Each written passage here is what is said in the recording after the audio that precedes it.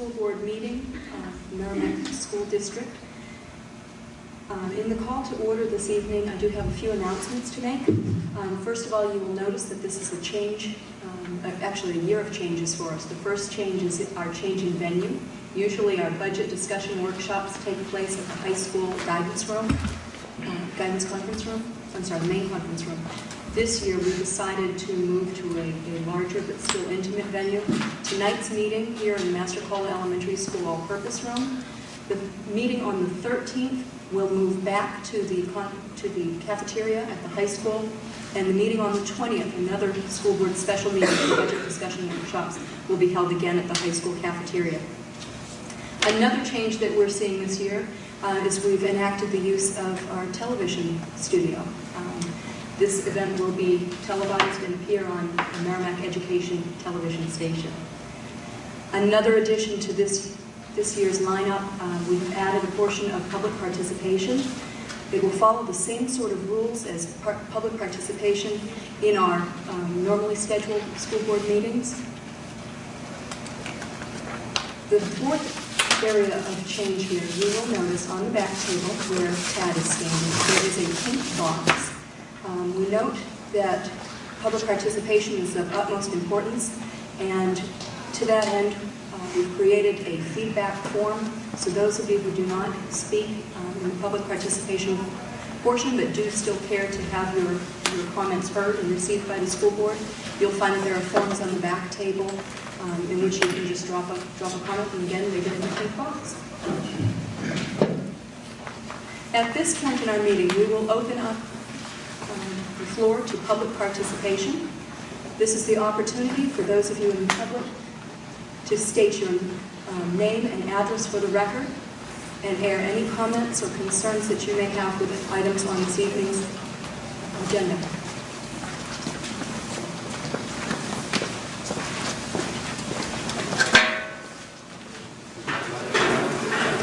No, I guess it is. Good evening. My name is Chip Underhill. I live at 42 Mallard Point Road, and I've enjoyed having 3 children in the Merrimack school system. I still have 2 kids who are highly involved today, so I think I have a current and intimate understanding what Merrimack education means now. What I'd like to tell you tonight is that I have grave concerns about Merrimack's education and what it will mean in the future, especially next year with the proposed budget cuts. I recognize the need to balance services against finances, and respectfully, I don't envy your jobs, so thank you for serving. But it is my opinion that the proposed budget cuts are short-sighted, even financially. In terms of services, these cuts will whip the guts out of the Merrimack school system. It simply cannot provide a quality education, even the good one we have now. Look around the world, even in our own country, and it's obvious where education isn't a priority.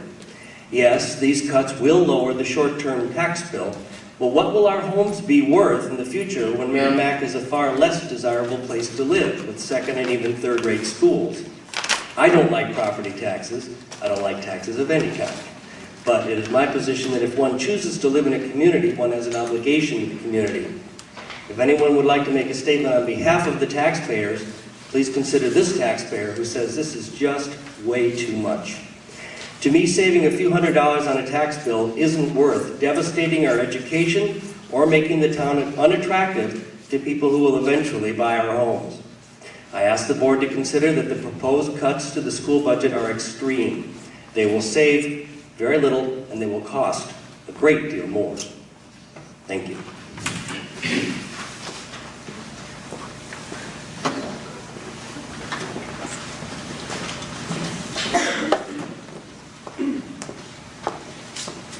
My name is Christine Shaw. I live at 2 Den Ave. I moved to Merrimack from Hudson, New Hampshire about 2 years ago. My oldest daughter was in Hudson Memorial Middle School Band and took some advanced courses and was very unhappy about her education and the entire school experience. When we moved to Merrimack, she joined the Merrimack Middle School Band and rose to the challenge of playing more difficult music, making new friends, and found a passion for music education. She's now a sophomore at Merrimack High School.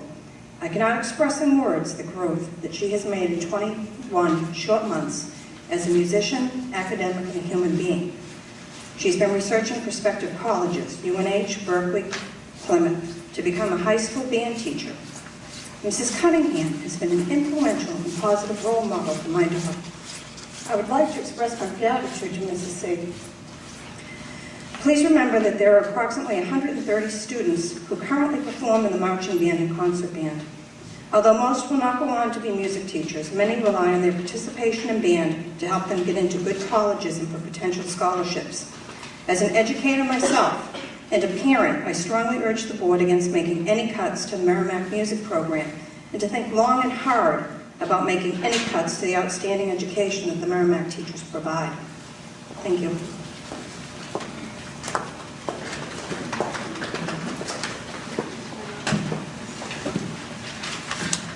Good evening, my name is Susan Floria. I live at 38 Merrimack Drive. First, I'd like to thank the board for your desire to keep spending in check by directing the school district leadership to come up with a level-funded budget. To thank Superintendent Charfrey for the many hours she has put to putting together this proposed budget. I'm sure it was a very daunting task. I must, however, express my dismay at many of the proposed cuts. These cuts not only affect personnel, but also wipe out entire academic programs. Some people have criticized the construction of the new middle school, saying that we will have empty buildings in the future due to declining enrollment. I contend that the program cuts, such as those suggested, are going to make this a self-fulfilling prophecy. The school district will no longer offer academic programs competitive with other towns in the area. I have many concerns, and I have concerns about all of the cuts. I'd like to address a couple of them. First of all, the elementary gateway program in grades 1 through 4. As a school district, we should be striving to meet the needs of every student in this district to help all of them reach their full potential. This doesn't only refer to children that need support. This also refers to children that need enrichment. No child left behind means no child. All children in this district deserve equal attention. Where was I? Classroom teachers must teach the median level of the students in the class and provide support to the students who need help. This leaves very little opportunity for them to provide enrichment of the academic program to the children who need additional challenges. Secondly, the elimination of the elementary assistant principal at MES. While in theory, I can understand the rationale for eliminating this position due to enrollment, my concern is the amount of time that principals are required to spend off campus. Our assistant principal now spends many hours every day dealing with the day-to-day needs of students' disciplinary issues, of facility issues, of faculty issues. He is constantly busy addressing these issues. When we have only a principal, I'm wondering how these issues will be addressed. Foreign language. Eliminating foreign language from the middle school and the upper elementary, in my opinion, is a huge mistake. Studies show that the younger a person is when they're exposed to a second language, the easier it is for them to pick up. Spanish is rapidly becoming a second language, not only in the U.S., but also in this area. I think that our students need to be exposed to language at an early age. Like I said, I've only addressed a few issues. I know that time is limited for public participation. I am also concerned about many of the other issues that people have brought up this evening. Merely meeting state minimum standards is not something that this district should aspire to. I would like to think that we could come up with more creative ways to mitigate spending than the elimination of valuable, beneficial academic programs. Thank you.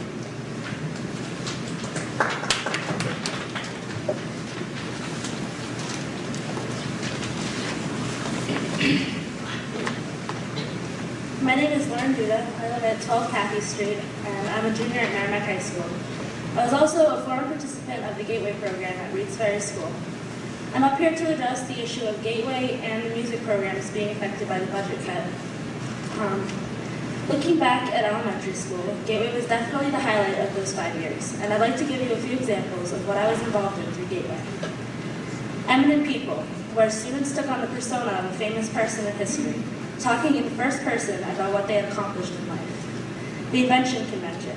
Students used discarded materials and an open mind to create a unique solution to an everyday problem. At Astronomy Night, we got to see the solar system, part of the 3rd grade curriculum, through high-quality telescopes and talk to those involved in the field. The Hawk Watch was available to all 4th graders, learning to recognize species of hawks and their habitats. The Math Superstars started as early as 2nd grade to challenge kids in math and give them a fun way to excel in school. We discussed the stock exchange and followed the market, noted trends and data, as well as created our own mock market to simulate the NASDAQ. Gateway got us involved in Kids Vote and following candidates in local and national elections. Hobby Night was a night for kids to share what they love to do and learn about their classmates in a fun environment. We had a whole unit on the Fibonacci sequence and the Fibonacci spiral, counting the seeds and fruit and spirals on a pine cone. We found that every item had one of these essential numbers. Case specific, Mrs. DeVore got me personally involved in the New England Conference on Gifted and Talented Education. I played piano at the age of 12 during their reception. I was 8 years old when I first stood in front of a group of people and gave a presentation. Gateway was the biggest part of my elementary schooling. I look forward to the days that I was excused from class to work in the Gateway room, not only because I was challenged, but because it got me to think and because of how much fun it was. Gateway helped me to grow from a shy and admittedly bored kid to a confident and creative student, and I know that I wouldn't trade that experience for anything. Elaborating on the piano that Ms. DeVore got me involved in, I also went on to join the MMS band and later the high school band. And I'd just like to say that it's a huge part of my life. And every day, practically every day after school, I'm in the band room practicing, getting involved in the programs, jazz band, marching band, solo ensemble, large group, everything. And without it, I just don't know what I'd do with my time. It's my life. Thank you.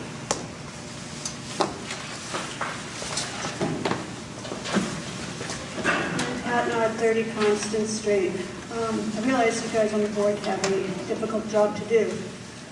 While I'm not pleased about any of the proposed layoffs, I'm appalled by what's being proposed for the music program, both at the middle school and at the high school. I'm particularly concerned about the high school. Over the years, the Merrimack High School music program has been known as one of the best in the state. The band consistently gets A ratings at large group. Many students have earned individual and group honors at individual and large group festival. Several students have honored the community by being named to All-State Band and All-State Chorus. While the students themselves deserve a lot of the credit, this would not have been possible without the hard work of the 2 music teachers at the high school. How much time do you think one teacher is going to be able to devote to band and chorus? Do you have any idea how much time Pat Cunningham spends outside the classroom to get the marching band ready to perform at the level that it does at football games? 18 kids, and I might be wrong on the number, there might be more, are going to All-State this year. How many kids are going to make it next year? How long before the middle school and high school's current levels of excellence will continue before they suffer? Thank you. Hi, my name is Patricia Koransky, and I live at 47 Jessica Drive in Merrimack. In regard to the proposed 2007-2008 school budget, I would like to state the following. In regards to the proposal for the buses, I feel that you are putting the children and the bus driver at risk. Having one bus driver be responsible for a 71-passenger bus is difficult enough. But now to ask the bus driver to be responsible for 86-passenger bus with children on it is just not safe. The well-being and safety of our children must be first priority. In regards to the assistant principal position at JMES being eliminated, losing the assistant principal position at JMES will have direct impact on the children at JMES. The new principal next year, Mr. Fabrizio, who, might I add, I have the utmost respect for and is very deserving in getting this new position, will have to cut back on his involvement at the school in several areas, which will ultimately affect the children. Not because he is not qualified, because of the fact that he will be required to be not only the principal, but also continue the duties of an assistant principal. With that being said, Mr. Fabrizio will most likely have to cut down his involvement in several areas because of the fact the assistant principal position will be cut. I would like to name a few examples of where these areas might be. Little availability for observations in his classrooms, his availability for students, teachers, and parents, little involvement in programs, activities, which all the children are involved. These were only a few examples. I would also like to mention the impact it would also have on the PAT organization at JMES, which I am currently the president of, which is for the purpose of the children. The proposed budget will mean asking one person to take on 2 positions. Things will drastically have to change. The ones that will be drastically affected by this are the children at the school. I ask you to please think of the children. Being a school district in the need of improvement and laying off teachers will make class sizes bigger, and not filling an administrative position is not going to help the status of our school district. This will affect the children in all areas and all grades. I ask you again to please think of the children. In regards to foreign language, I feel, and studies have shown, that foreign/world language is fundamental to a child's education. By cutting the foreign language program from the 5th, 6th, 7th, and 8th grade, students are leaving the child's education behind. Their curriculum will not be complete. My son Patrick, who attends Merrimack Middle School, was very disappointed to hear about the proposal for eliminating world language. He said to me that he worked so hard, learned so much, is eager to learn so much more, and now they are just going to take it away from him. I urge the school board to keep the language curriculum for the 5th, 6th, and 7th grade students because our children need a working knowledge of language to compete in the future.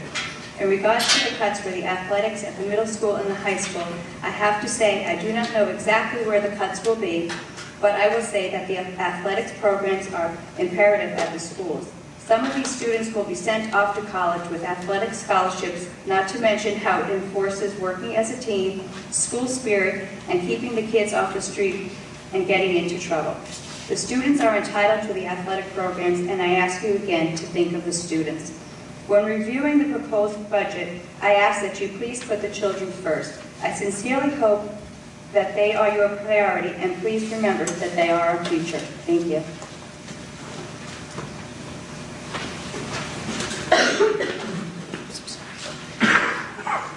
My name is Lelia Dutton. I live at 19 Douglas Street here in Merrimack. People have spoken very eloquently about a lot of things. I would just like to make one more comment about the music department. That we've spoken to how well the high school music department does, but the thing is that it's a cohesive department right from the elementary school all the way through the high school. That the building blocks start in the general music program in K through 6, in the feeder programs that come through the middle school and the upper elementary school, which lead to the excellence of the high school program. As a music teacher, you cannot break any of that chain because the whole department will fall apart. It needs to be a cohesive unit in order to continue the excellent output that we have as a music department here in Merrimack and as one of the best music systems in the state. Thank you.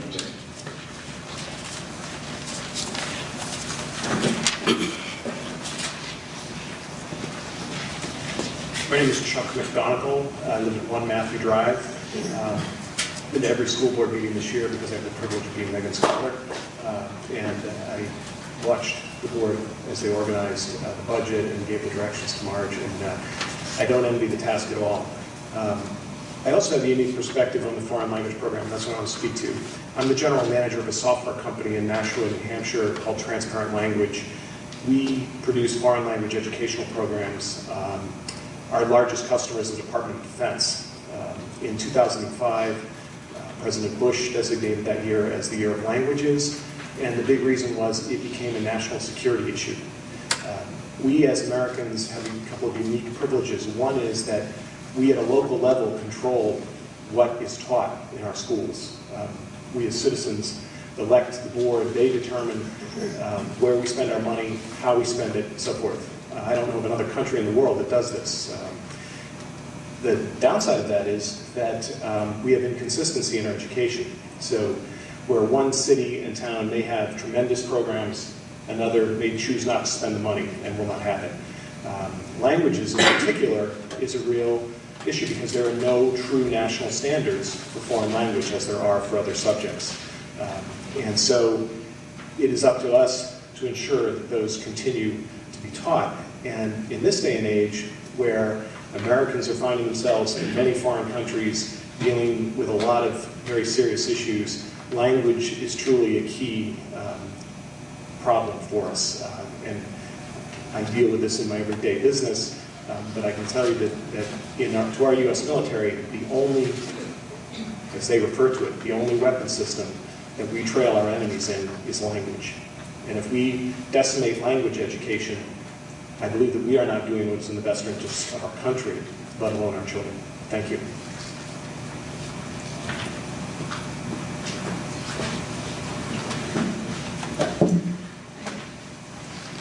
Hi, Tracy Bull, 5 Independence Drive.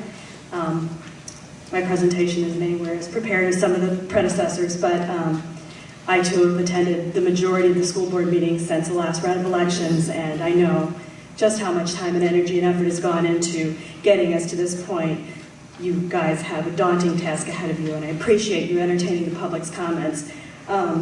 Something I found particularly interesting this week as I looked at the paper was that not only were we reading about the proposed cuts that came down at the last school board meeting, but also in the news was the fact that that Merrimack is on the brink of putting together an economic development committee for the very first time. It's long overdue. I look forward to it.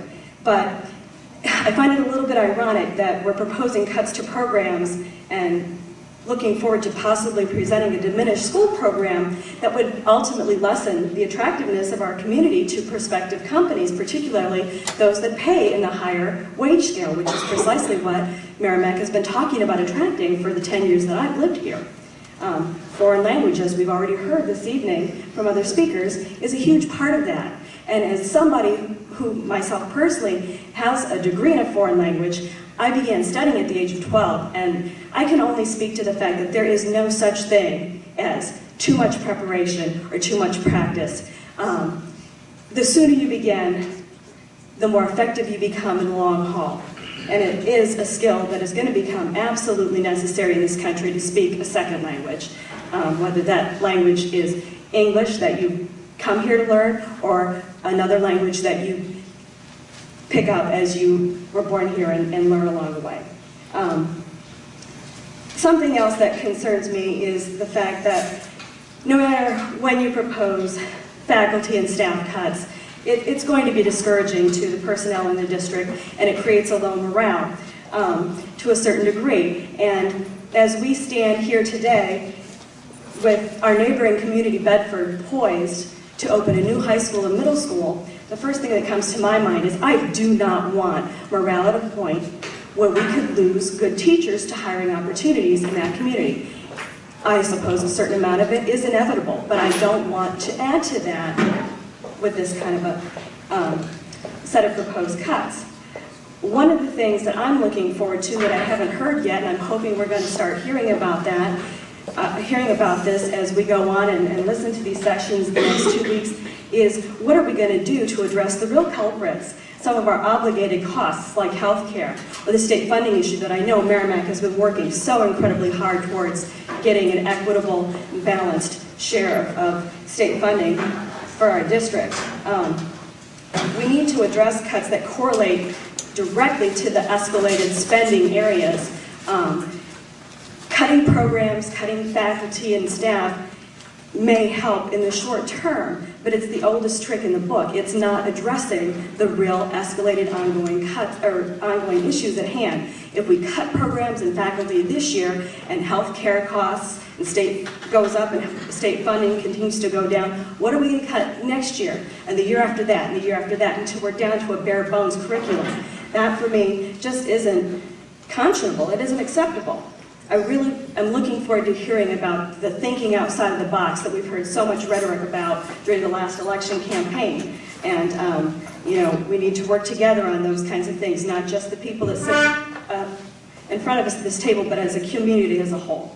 On a more personal note, I want to echo what some other people have said. As the parent of a high school freshman, there is no greater introduction to Merrimack High School than being a member of the marching band. I've told Pat Cunningham, thank you. Personally, I want to say it to her publicly. My daughter had the most phenomenal introduction to Merrimack High School by being a part of this program. And she came to me this evening and said to me, as a student, Mom, how is it possible that we ask the taxpayers for brand new uniforms last year as a warrant article, and this year we stand prepared to make cuts to this department. Thank you.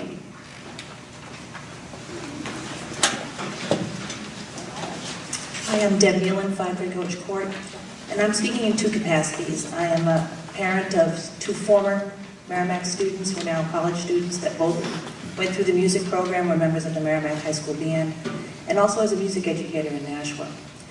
And speaking as a music educator, I can tell you that in Nashua we've gone through some cuts in the past couple of years, especially on the elementary level, which is causing problems in bringing children to the program as middle school students and high school students.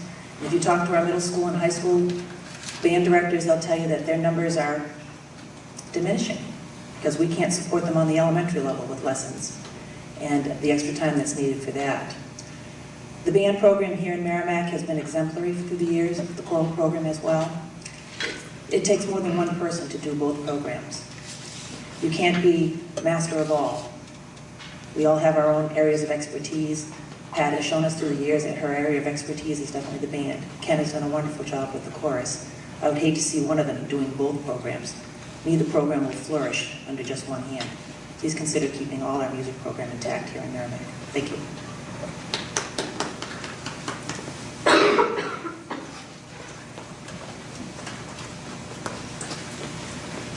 Hi, I really didn't intend to speak today, but my name is Laura Kelly, 12 Paisley Road. I'm here mainly as a parent, although I've worked for 6 years at Merrimack Middle School. And everyone has been wonderful at bringing up the points, but there's a few points I would like to reinforce, and that was the person who talked about No Child Left Behind. I work in special ed at the middle school. It's been the most fun I've ever had in my life as a job, the most challenging, and our effort to help these children in need is wonderful. But the other end of the spectrum has as much need. As a parent, the 3 of the programs that are slated for cuts, the music department, the world language, and the Gateway program, were the existence of my 2 children in the school system. My son just went on to RPI with a academic scholarship, leadership committee, president's award at the school, thank goodness. And my daughter's applying for college now.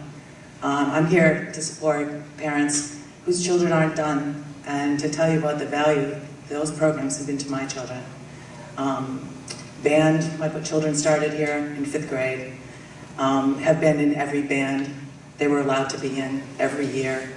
The beginning of the year, that means right 4 or 5 afternoons a week for my daughter, with Mrs. Cunningham staying after school with marching band lessons and jazz band lessons. But it starts young. Our commitment to teach every 5th grader who wants to learn an instrument to play is where it all starts. Following that through in the middle school, getting the kids going to the large and small ensemble festivals at the middle school is what prepares Merrimack for the wonderful reputation they have as a school system with a really strong value in music. When I drop my daughter off at Sims Music School every summer, it's a Merrimack High School Band reunion. The support is amazing. The same with the World Language Program. The Gifted and Talented Program at the middle school was so noted that the teacher, Mr. Glatz, received a state award as Best Gifted and Talented Teacher of the Year. And these programs were some of the only things that did challenge my children when they're in school, and I think are integral to their success and their ability to raise scholarships to go to good schools. Working in the middle school, I know it's tough. As a taxpayer and a single parent, I have not been happy to see my taxes in 10 years go from the $5,000 range to the $7,000 range. It has been a major impact. But this is not a poor community. It's a community where the average house value must be in the $300 to $400 range. The type of people that we need to attract to Merrimack are the people to whom these programs will be extremely important. And the thought of cutting any staff, when I work in a classroom, 25, 26 kids in the middle school, stuffed to the gills. The more students you put in a classroom, the more disciplinary issues, the more time spent with disciplinary issues rather than teaching students. And I don't think we can afford as a town to see this kind of decline in our school system. Thank you.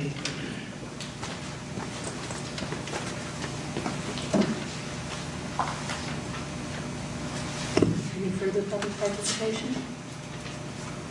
Seeing none, we'll close our participation. Oh, I'm sorry.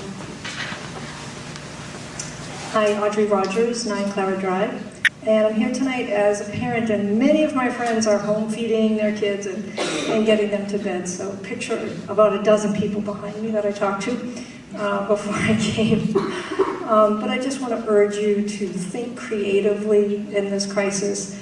I'm a taxpayer, but I support all of those teachers and programs that are on the chopping block. And I want to reiterate what the person before me said about the Gateway program that has been instrumental in my children's experience. And she mentioned Rick Glatz as New Hampshire's gifted and talented teacher of the year, but one of the person up to be cut at the elementary levels, Barbara DeVore, also a statewide teacher of the year for gifted and talented, and an important member of the board.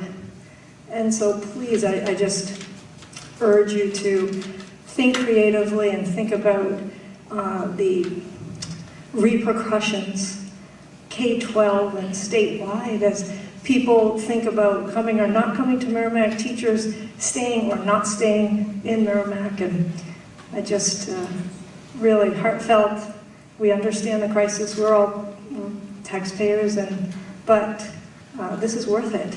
It's our future, our children, and we're all supporting your efforts to solve this crisis. Thank you.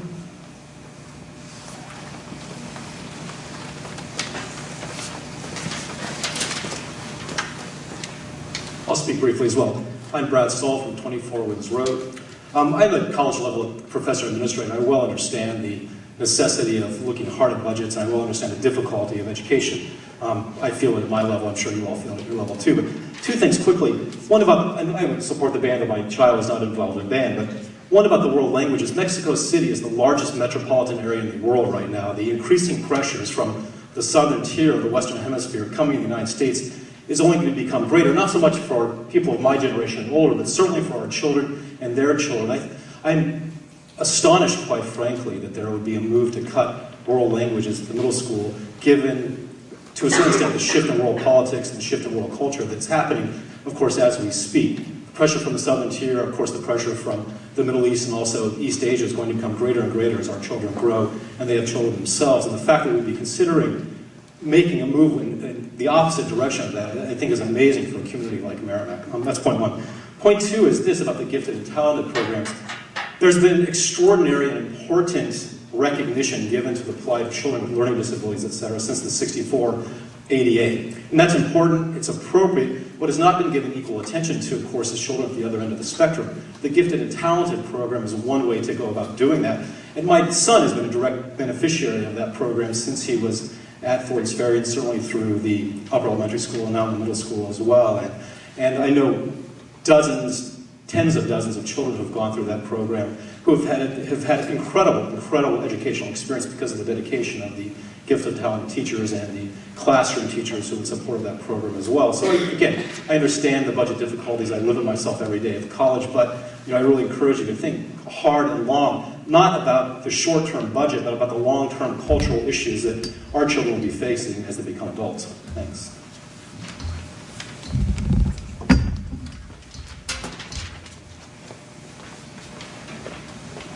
My name is Kate Finley, 145 Bedford Road, and I'm a senior at Merrimack High School. I hadn't really planned on speaking today, but I feel that I can't really hold my tongue on a couple of issues.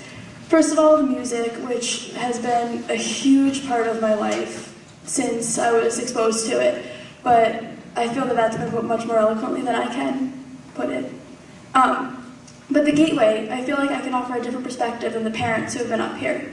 I was involved in Gateway through all of elementary school, and I can honestly say that Mrs. DeBoer was one of the most amazing teachers that I've ever had. I was constantly challenged. I was forced to think in ways that I never would have thought, which has helped me grow through all of high school and will help me forever. The experiences that I had doing that are completely irreplaceable. I gained confidence, I gained friends. I honestly don't think I would be speaking here today if it hadn't been for the support that Mrs. DeVore provided and the help that she gave to us. And I don't know what else I can say, but I think that it really needs to be reconsidered to cut the Gateway program.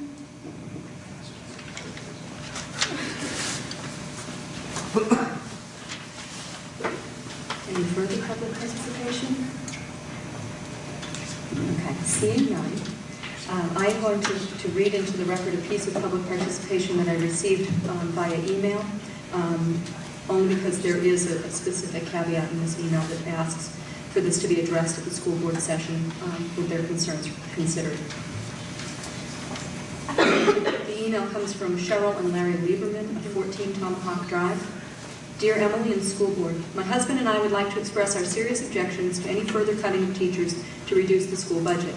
Student learning and success has a direct relationship to teacher-student ratio, and we already feel that Merrimack is pushing the limit for student success because of the high ratio of students to teachers. My daughter, a student in honors math, English, science, and world history, has over 30 students in her Algebra 2 class. These students represent the future of Merrimack, especially in the areas of math and science. What injustice we serve them by cramming them into classrooms where there are not even enough desks, let alone teacher attention for each one. How can you justify this as proof in resulting in a bright future for Merrimack, a positive learning experience for these talented young people? Merrimack used to pride itself on low student-teacher ratios, enabling all to reach success in scholarship. Colleges look favorably upon our graduates because of the high standards set. Do not level Merrimack standards in the community, state, or elsewhere. Keep low student-teacher ratios in the classrooms. Do not cut core teachers.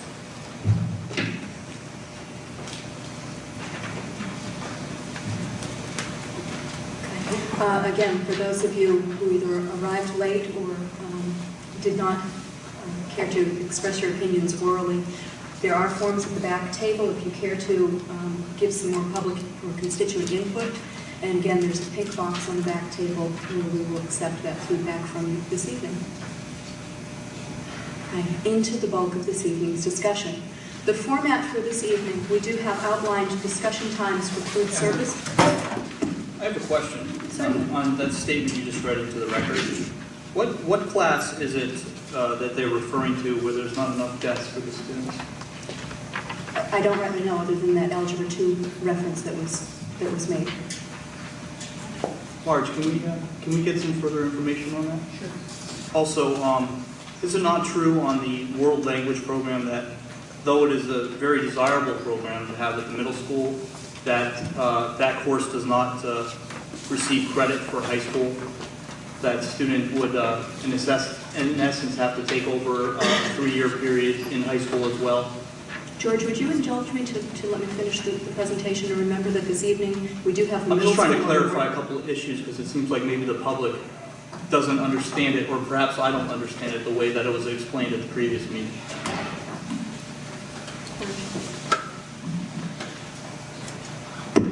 When making the presentation, I said that it was true. World language, as far as a credit-bearing course, occurs at the high school. What it did at the middle school was to allow students to take more world language. That is, if they successfully completed year 1 of French or Spanish, they were then able at the freshman level to go into year 2 and go further for 5 years. But the credit is born at the high school. Thank you. As I was saying, in this evening's budget discussions, we do have outlined presentations, food services, library services, the elementary schools, which is Master Hall Elementary, Reeds Ferry, and Thorntons Ferry Elementaries, as well as a presentation from the Merrimack Middle School. It's my intent that following each of these directors' presentations or principals' presentations, that board members will have ample opportunity to ask and have questions answered. Following all the presentations this evening, if the board so desires, we can entertain any motions that wish to be placed. but in consideration of the time and the energies that our administrators are expending this evening, I would like to keep the budget discussions to a somewhat semblance of a tight rein here, considering their time and the late hour that we could potentially go until. That said, the first presentation of the evening is food service. Food Service Director Dave Pasicki is on hand.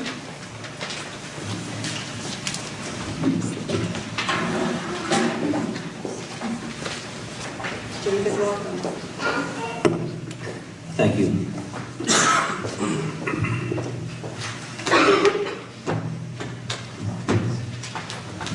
First of all, I would like to thank everybody for being here tonight. And I just wanted to give one update to the food service equipment that we had asked for earlier this year. The steamer was delivered today to high school. It will be installed within a few days or weeks, depending on what I need to get it all squared away with. But I appreciate the effort in getting that piece of equipment in the high school. The students will be happy to hear that too.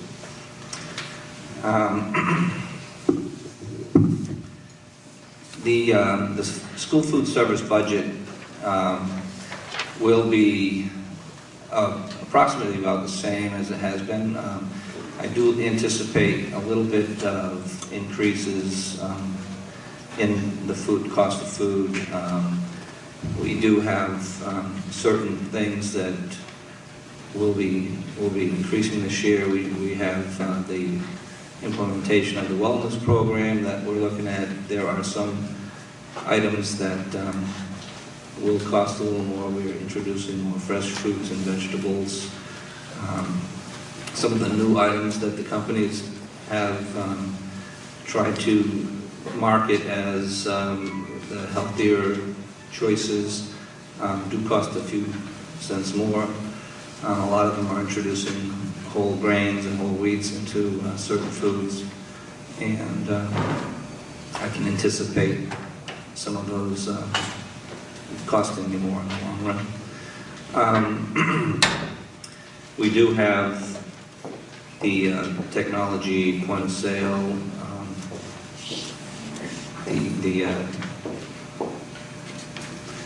excuse me 1 second, the office computers and the point of sale terminals.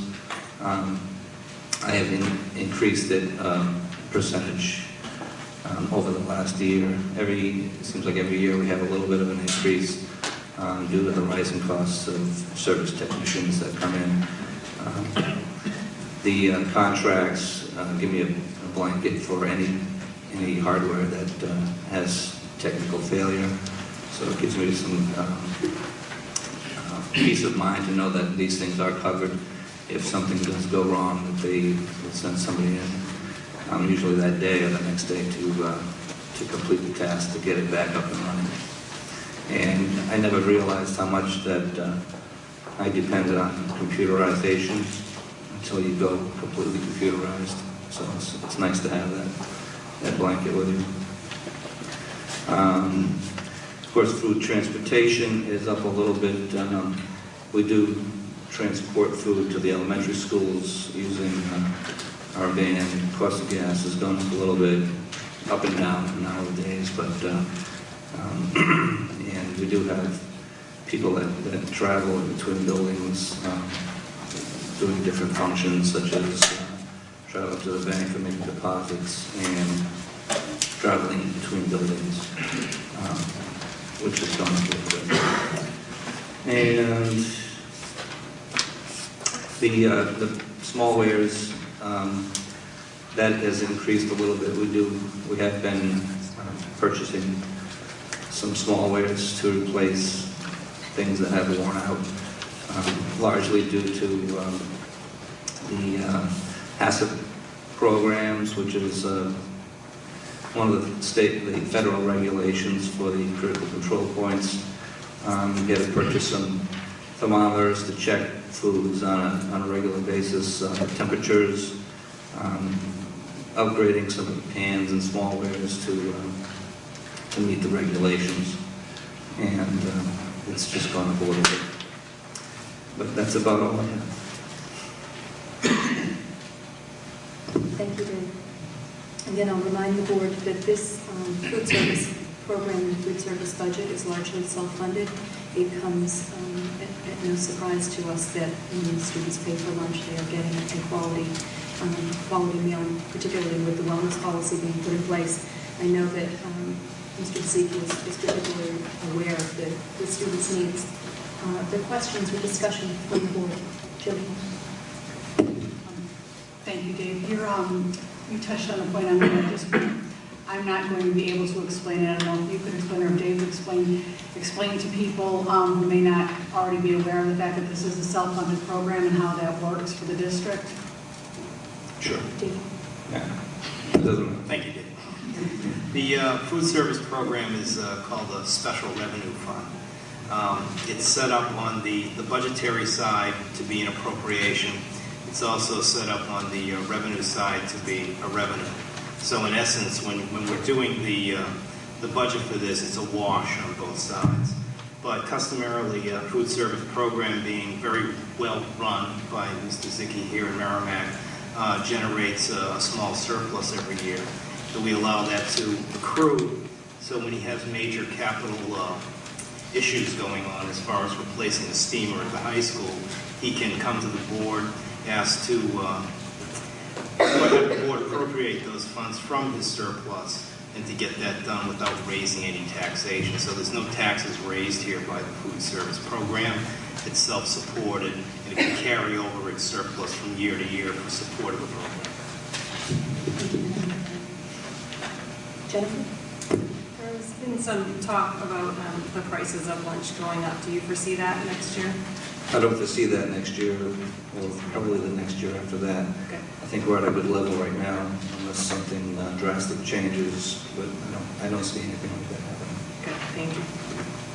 Dave, if I may, do you foresee that even with the increases in the costs associated with transportation and the food itself, are the prices at a level where we can still expect the same quality and the same consistent price throughout the school year? Yeah, and I think, I don't think quality is the issue. I think the companies are making products that are better for you. Actually, they're developing, they have a major marketing program set aside to develop new products, incorporating whole grains and fresher products. So I think the only thing that's going to happen is the price may go up, but the quality is going to go up as well. And to clarify too, Jennifer, the school board would discuss and set a school lunch price. It's not arbitrarily set by food services or by the administration. It would be something that we would have discussion and vote upon. Thank you. Further questions? Jennifer? Are we going to continue with the breakfast at the high school? Excuse me. Yes, the high school, we are continuing the breakfast at this point. We do have a person that comes in early in the morning and opens up at 10 minutes of 7. It is a successful program so far. I can see it only growing larger as we get more accustomed to it, and the students are more accustomed to it each year. I think as they are getting used to it every year, that they'll be more involved. I see a lot of younger students in there, probably because they don't have their licenses yet. But hopefully they'll learn to come back each year. So. George? David, do you see time as being a factor and anything you'll have to do different in the up and coming years? I know a lot of students are pushed pretty tight scheduling-wise. Are you looking at options for time, or will there be a need to look at options for time? The only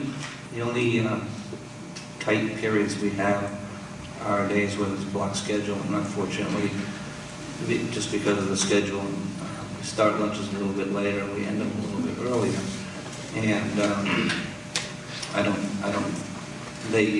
we can definitely feel a difference from the Monday, Tuesday, Friday schedules as opposed to Wednesday, Thursday schedules.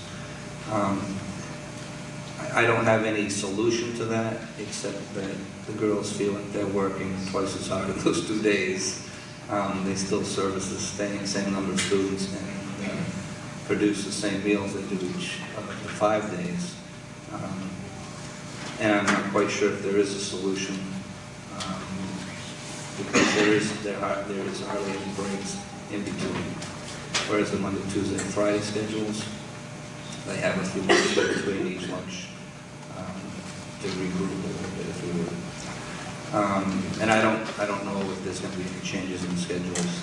This is strictly the high school, but I think the other schools are running at a fairly good capacity right now. Thank you. Further questions, comments, discussion? Seeing none, thank you, Dave. Thank you. We've got our first discussion out of the way, and thank you for making that payments discussion. All right, thank you. Appreciate it. Thanks. Next item,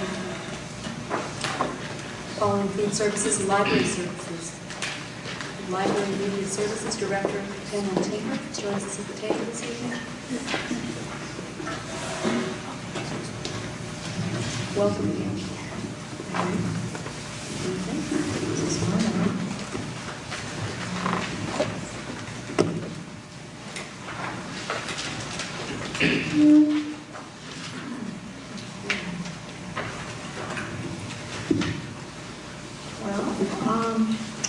Just generally, a few statements I'd like to make is that this budget is down a little, not a lot, from last year.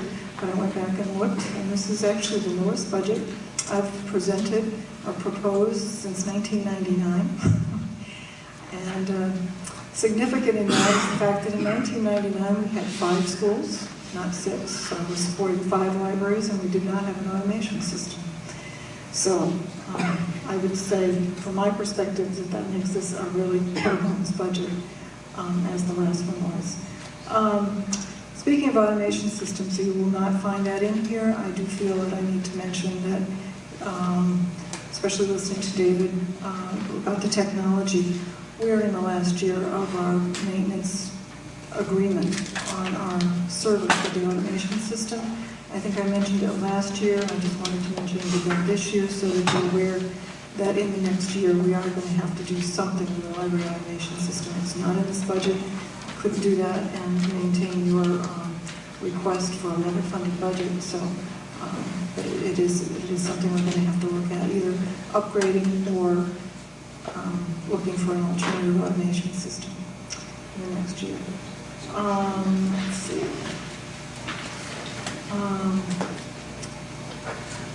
The few things that did have to go up ever so slightly were supplies. And that's primarily because of the type of equipment that we have today. It requires a little bit more expensive care and feeding.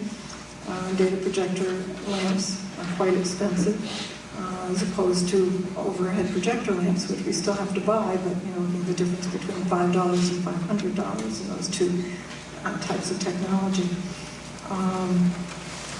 Software licensing, typically the trend has been over the last few years that the software licensing has gone up for anywhere from 2 to 5% every year. I've projected, I think, a 2% increase over this year's cost, and hopefully that will do it. Maps and globes, a small budget item anyway, but we have some that because of the change in the political the geography of the world, it just keeps changing. So we need to try to keep at least a few of our maps and globes current. And so those are the only places that that you'll really see an increase, I think. And in order to bring this in at a level funded, I did count these, I did decrease the instructional materials account, which means we'll be buying fewer things like videos. Although video costs, as you've probably noticed if you've been out there shopping, the cost of videos has gone down, so we will still be able to buy some. It's just not quite as many as we've been buying. The only other thing I would mention is the print reading materials, because of our thrust, our emphasis on literacy. I did not want to shortcut any of those this year. Didn't want to compromise them at all. Even in keeping with the same dollar amount, if you, again, are looking at books, you know that the cost of books has gone up approximately $1 a year over the last 4 or 5 years. So keeping it level funded, it actually means fewer books. So I didn't add the dollar amount, but we will be able to buy fewer items without money. So that's it, unless you have some questions. Questions, comments, discussion by the board? Rose? The library aide, the position is being proposed as a staff reduction. Can you tell us how that will affect your total operation of the 6 schools and how that you envision yourself functioning without that person? Obviously, you can't take one person away from the high school without it impacting the high school. But since you mentioned the whole program, you also know that we work as a library program, not just as a standalone in each building. So we're quite dependent upon each other. At the high school, what it's going to mean is that we currently have 3 full-time library assistants at the high school, and one person who, in name really, is a full-time district booking clerk, but because her responsibilities take less than full-time, she is kind of functioning as a half-time library assistant as well. So you might as well say we have 3.5 library assistants at the high school. Because of the high school, because if you've been to the high school library, you know that it's got some geographic challenges, but it's also got some numbers challenges. It's a large facility. It's got a computer lab in the back with 30 workstations that needs supervision. It's got an audiovisual room, and that audiovisual room supplies media, distributes media to the entire school from that, so it has to be scheduled out of there. Videos get started and stopped every period out of that media distribution center. We've got a periodical room in the very back of the library where someone has to go back there and cloister themselves away for short periods of time to pull and reshelve magazines that students have requested for their research. The booking clerk mans a space in the back of the library, also really off the back of the library. And there she puts together schedules and pulls all the media that's being requested by all 6 schools, and they service it out of the high school. One of the high school library assistants is responsible for doing all the periodicals for the entire district. All the periodicals are shipped to her. She enters all of them into our automation system. She distributes them to all 6 schools, and she does all the claims whenever there are items missing. So I'm just kind of trying to set the stage for that. And then also in the front of the library, we have the circulation desk. And the circulation desk, whoever's manning the circulation desk at any given time, also has to oversee the what they call the study option, the study hall in the front of the room, where students can opt to come out of their study halls to the library to do work and work on the computers or take advantage of some of the library resources. And so that's the geographical problem, because it's a large facility with lots of places that people need to be. If you've heard me just now, I think I've encumbered many more than 4 people. Someone who needs to be pulling the media, someone who needs to be overseeing periodicals, someone who needs to be overseeing the lab, someone who needs to be doing media distribution, and, oh yes, somebody who has to oversee the circulation desk. So it is going to be a hardship, a tremendous hardship, because all 4 of those people are now currently very busy all day long. No one's sitting around looking for something to do or twiddling their thumbs.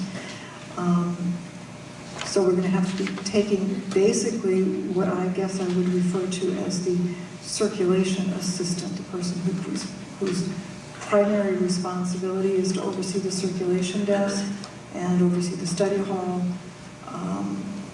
does all the overdues, that sort of thing, is responsible for getting the books back on the shelves and that sort of thing, is the position that is the only position that can be cut, which means that the other 3 positions will have to be compromised in order to cover, to do that desk coverage and to cover for that study hall. There's one librarian at the school, and she's involved in classes all day long. She's looking at their statistics from last year and so far this year. They're seeing an average of 8 classes a day, which, if you know that it's an 8-period day, then she's pretty busy all day long.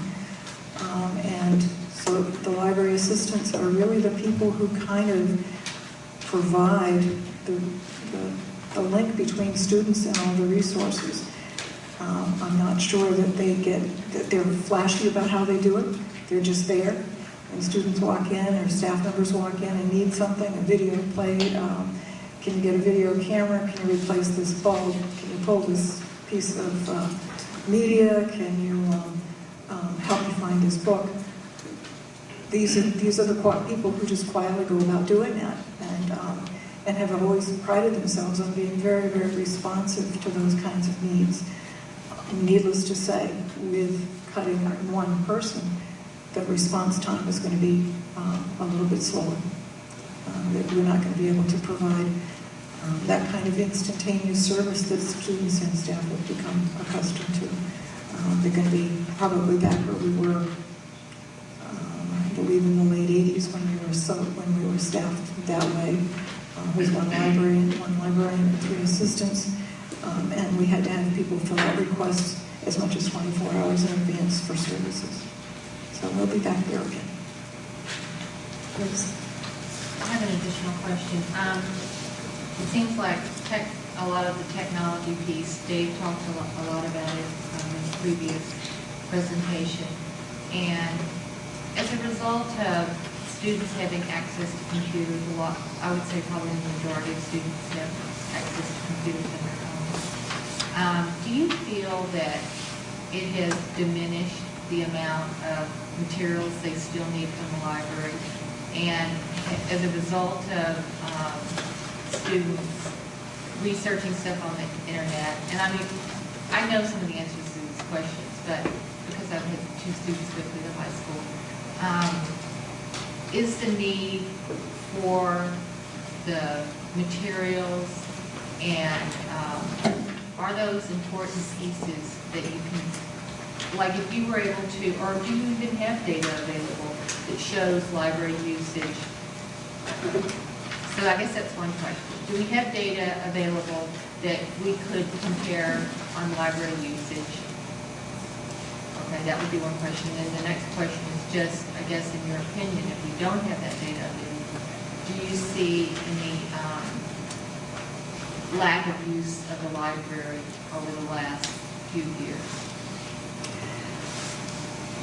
No. In a word, no, not lack of use. In fact, we do keep statistics. We keep statistics on the numbers of classes that come in, the number of study hall students that come in.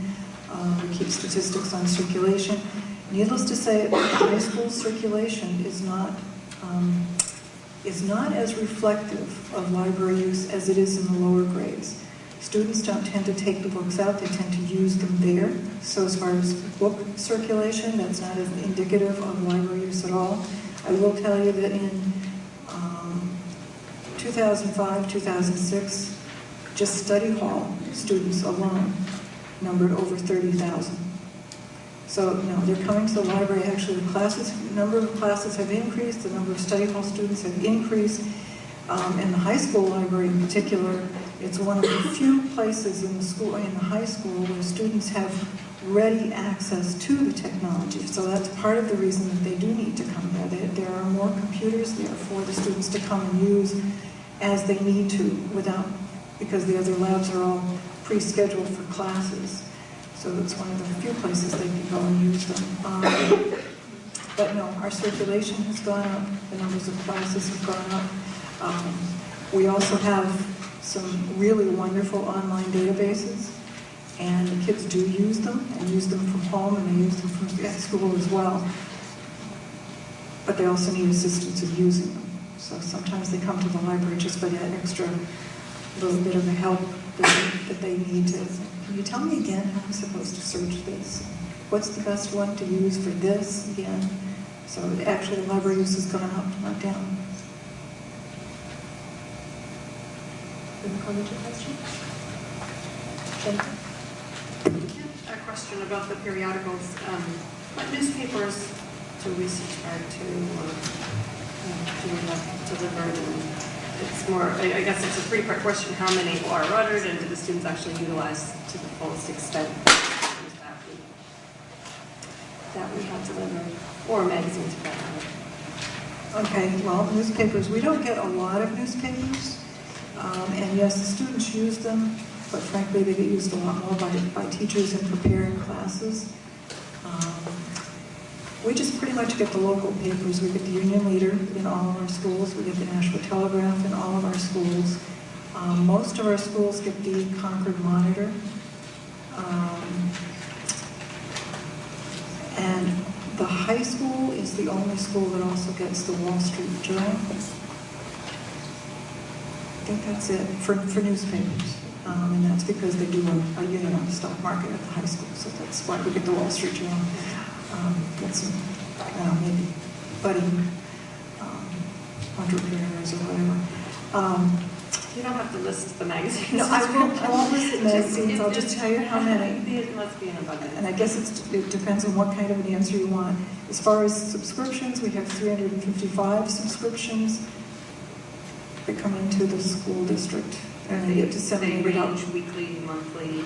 Yeah, they're weekly. It does. It depends. Some of them are weekly, some are monthly, some are bi-monthly. And are they utilized? All of them are utilized pretty extensively, or do you find that there are some that either the teachers or the students don't, are there trends that they don't use anymore? Yeah, what we do is every May, every spring, when the renewal list comes, I sit down and first of all I hand out a copy of the renewal list to every library, and they look at their circulation. Who's taking what out, what magazines are not being used, which ones are being used, which ones are being heavily used, and we can maybe use an additional copy. So we actually go through a pretty extensive review of every single title that's up for renewal every single year. We do a lot of cutting at that time, but we also add some things because we have changes in demands. Students may suddenly be coming in looking for magazines on a certain topic that was never a topic of interest before or a topic for research before. And so we will look for something that will fill that gap, but we also will remove something that's not getting used. We do that every year. Thank you. Pam, if you would you speak to the bit of a creative solution? I think that Jennifer's question is a good one in terms of magazines being used.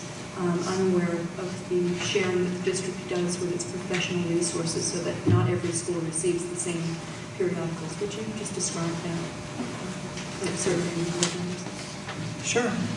Yeah, it is a district-wide program, which is somewhat unique, actually. As far as I know, it's the only one exactly like it in the state, where we do share resources, which I think is a far more cost-effective way to do resources, to purchase resources. It's true of everything. Periodicals, our media, as I mentioned earlier, we have a district media collection that travels to all 6 schools. Typically, library programs have a media collection in every school, so there's a lot of duplication. We do the same thing with books. Instead of buying 6 or 7 copies of the latest Harry Potter book for every school, because the demand is there, we might get away with buying 3 or 4 copies per school and then letting them float so that they are meeting the need in the school. Same thing is true with periodicals. They get routed from building to building, teachers with the professional magazines. We provide a service for teachers where we photocopy the table of contents for all the professional magazines that come in and circulate the table of contents, the photocopied table of contents, so that they know that those magazines are available to them, and if there's an article of interest to them, that they can request it and get it to them usually within a day or two. So we share all of the resources. I don't know, did I hit on the things you were referring to? Or? It did, and in particular, to think that we have streamlined the resources. There's not a lot of duplication or a lot of waste here to begin with. If I may, Pam, you made an excellent point too. In coming in at a level-funded budget, it simply doesn't buy us as much or as many items as we have done in past years. And certainly your comparison to 1999, that same rate of funding, where we had 5 buildings versus the current 6, is a pretty amazing feat. I think that you've done a very, very explicit job. You knew you had a task to do, and I thank you for that. Let me ask you, in terms of the texts or the software license agreements that we may have with some of our textbook manufacturers, are you aware of a series of textbooks that now currently offer us the ability for parents to either go online and access a textbook through the agreements for availability of those sorts of opportunities for learning? No, I'm not. I haven't heard about them, but then I'm not typically involved very much in textbook purchases. So. Debbie? I can speak to that. When we purchase new textbooks, we often do have that right. For example, with our new math texts that we purchase for both the high school and the middle school, the purchase does come with the opportunity for parents to access materials online. The same with the everyday math program that we have up through the 6th grade. The parents are able to access some resources at home. But there's not a way to purchase an online textbook in place of a hard copy. The publishers all ask that you make a purchase, and then they'll provide a password or some other opportunity. Thank you, Jenny. Are there further questions? Discussion? Seeing none. Pam, thank you for your time and presentation this evening.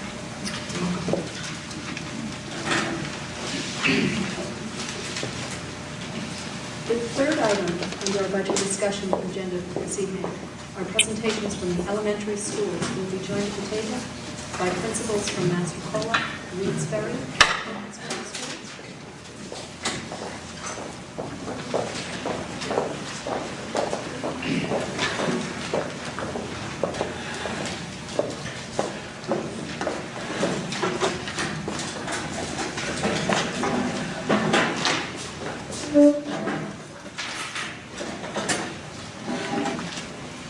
Joining us at the table this evening, we have Principal Frank Coyle, Assistant Principal Kim Yerlot at Reeds Ferry School. From Massacola Elementary School, John Custer, Principal, and Assistant Principal currently, John Fabrizio. And finally, from the Thorntons Ferry School, we have Principal Les Carter and Assistant Principal Bridie Belmont. This evening, my understanding is that Kathy Custer will be doing the presentation for the panel. Thank you, Kathy. Good evening. If you have had an opportunity to look at the budget overviews for the 3 K-4 elementary schools, you will see that they're nearly identical. That despite slight increases in enrollment, all 3 elementary budgets are down. In the case of James Massacola Elementary School, we're down over $4,000. This is possible only by cutting some long-standing accounts in the elementary budget. They've been mentioned before. They include such things as field trips, assemblies, gateway programming in the K-4. You will note that in accounts such as language arts, reading, math, technology, and health services, that we have all used a K-4 enrollment. So there are 2 figures if you look through the elementary budgets. Those accounts that are per pupil expenditures that include kindergarten and those that do not. Notably in the budgets this year, there's a lot to note that isn't there, but we have in each of the budgets reserved a sum of money in the reading language arts accounts for the support of a guided reading approach in our K-4 program. And this will be primarily dedicated monies for the development of classroom libraries, which is consistent with this approach to reading, allowing students to choose from a variety of genre and levelized text in order to practice their skills and become more fluent readers. Frank, do you have anything to add? No. Plus? Okay, we're open to any questions you might have. We'll try and answer. Thank you. Questions, comments from the board? Rose? As part of the staff cuts that were offered up through the elementary schools, can you give me an overview of what it would look like for the classrooms in two different pieces? One would be with the elimination of the paraeducators that would be involved in the special ed programs. I mean, if we want to go school by school, we can do that. Just knowing what the current enrollment is, and I know that each year more children are identified, and so you know your numbers could be a little bit different. But how are you looking to make those changes work? And also, if you could give us some numbers of what in losing each school is different, but in cutting back of the classroom teachers, what you're envisioning, which grades will be affected, and if you can come as close as possible in giving us just numbers of what we would be seeking next year at the different levels and how that compares to our current year. Well, each of the schools is slated at this point to lose at least a teaching position or two. What that means at Master Cole Elementary School is that we will see higher numbers in first grade. We have 18 and 19 this year. We'll be going up to 2021. I'd like to also comment, though, that although we try very hard with our projections to be realistic and pragmatic for the purposes of staffing our buildings, we are in our infancy where it involves kindergarten, and we do know that last year we had 40 to 45 private kindergarten students entering first grade. Those aren't hard numbers. Even if we were to contact our largest daycare providers and private kindergarten programs, we can only get a rough estimate. Now at Master Cola last year, we had an influx of 25 first graders coming in from private program. That's significant. That's more than another classroom. So I'm concerned about getting too far over the mark in first grade at NES because I don't know about those incoming students. We do know that we maintain below the state standard in our K-2 program, but it has allowed us to do some innovative things for regular ed and special education students at those ratios. Frank?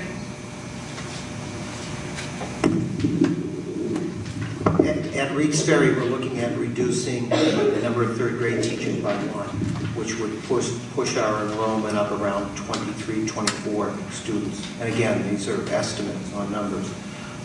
And that would put both our third and fourth grade somewhere around the 24, 25 students at fourth, and 23, 24 students. And again, that's the estimates. That is somewhat in line with the other two buildings. In regards to paraeducators, Reed's Ferry is slated to lose one at the preschool program and one at the elementary, the K through 4. I can't tell you exactly at this point how that's going to have an impact, except we're going to have to reconfigure how we deploy the staff and how we deploy or how we cluster special education children within the program. It's not something that I can tell you exactly that X number of students are going to have this until we actually take a look at it and look at the children that we have next year. Les? Basically, again, staying with the paraeducator, the same thing would apply at Thornton's. Basically, what we would be doing is looking at the number of paraeducators who provide primary support within a regular classroom. And let's say, hypothetically, if they have been working with 4 or 5 children in a particular classroom in the course of the day, it may go to 7 or 8. It will have to sit down, identify the number of students who require services, the level of services, those that require perhaps the so-called one-on-one, but they'll need that kind of attention in the course of the day. They'll fit into a prioritization, and we will take a look at groupings within the regular classroom, and also the special ed teachers will be expected to reconfigure any pull-out time that they use, paras and so forth. We're going to go down 2 paraeducators, and as Frank indicated to you, basically we would look across the board as to see what those 2 individuals less next year mean to us in terms of the total number of special ed kids. And we won't really know that until we complete all of our identification and caseload figures here probably in the spring. But we'll have to re-examine every area. With regards to teaching positions at Thornton's Ferry, we're slated to lose a 1st grade and a 4th grade. According to the current elementary minimum standards, we would be, if we lose a 1st grade classroom, we would go from 18 to 1 to 21 and 22 to 1. That's still below the current minimum standards of 25, but the experience over the years is when you get to 22, there will be some classrooms by move in and move out in the course of the year that will perhaps grow. Some will decline. So you may end up in the middle of the year with a 23, hopefully not a 24 situation. That's probably as high as I ever remember in 27 years of 1st grade. So it will have an impact if we're hovering on the cusp of those kinds of numbers. But currently, according to the projected enrollment in 1st grade, we will be at 22. In 4th grade, we are faced, if we kept the same number of teachers, 6, a very desirable 20 and 21. If we lose a position there, it will go to automatically 24. Again, within the state minimum standards, which for that grade level are 30 and below. With both situations, and I don't know how familiar the board is, that there is a draft that's been approved by the State Board of Education that calls for reduced numbers. I'm not aware that that final draft has been approved, but those numbers, if approved, become the new minimum standards for K through 2 would go to 20 and below. Obviously, if we're at 1st grade next year, and if those standards were to apply, we would be over in that area. In 4th grade, 3rd and 4th grade, if the new standards are put into effect, that would call for 3rd and 4th grade to be 25 or below. We would still be within 1 of those. So that's the data on those particular positions. The impact, again, in teacher ratio, you've heard it mentioned earlier this evening. It's one factor in terms of how effective you can be in the classroom. Many people will say that it's a significant factor. Although it sounds like 4 students, perhaps in the 1st grade, isn't a lot of students. 4 students are still 4 more who need that kind of attention. So you leave a more desirable posture and go to a less desirable posture.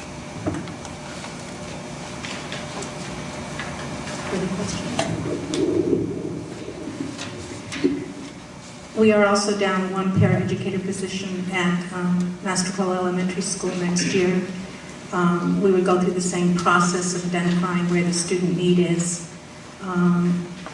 Our early thinking was to look at our district-wide program and past program based on enrollment in that program and reallocate some paraeducator help and support staff.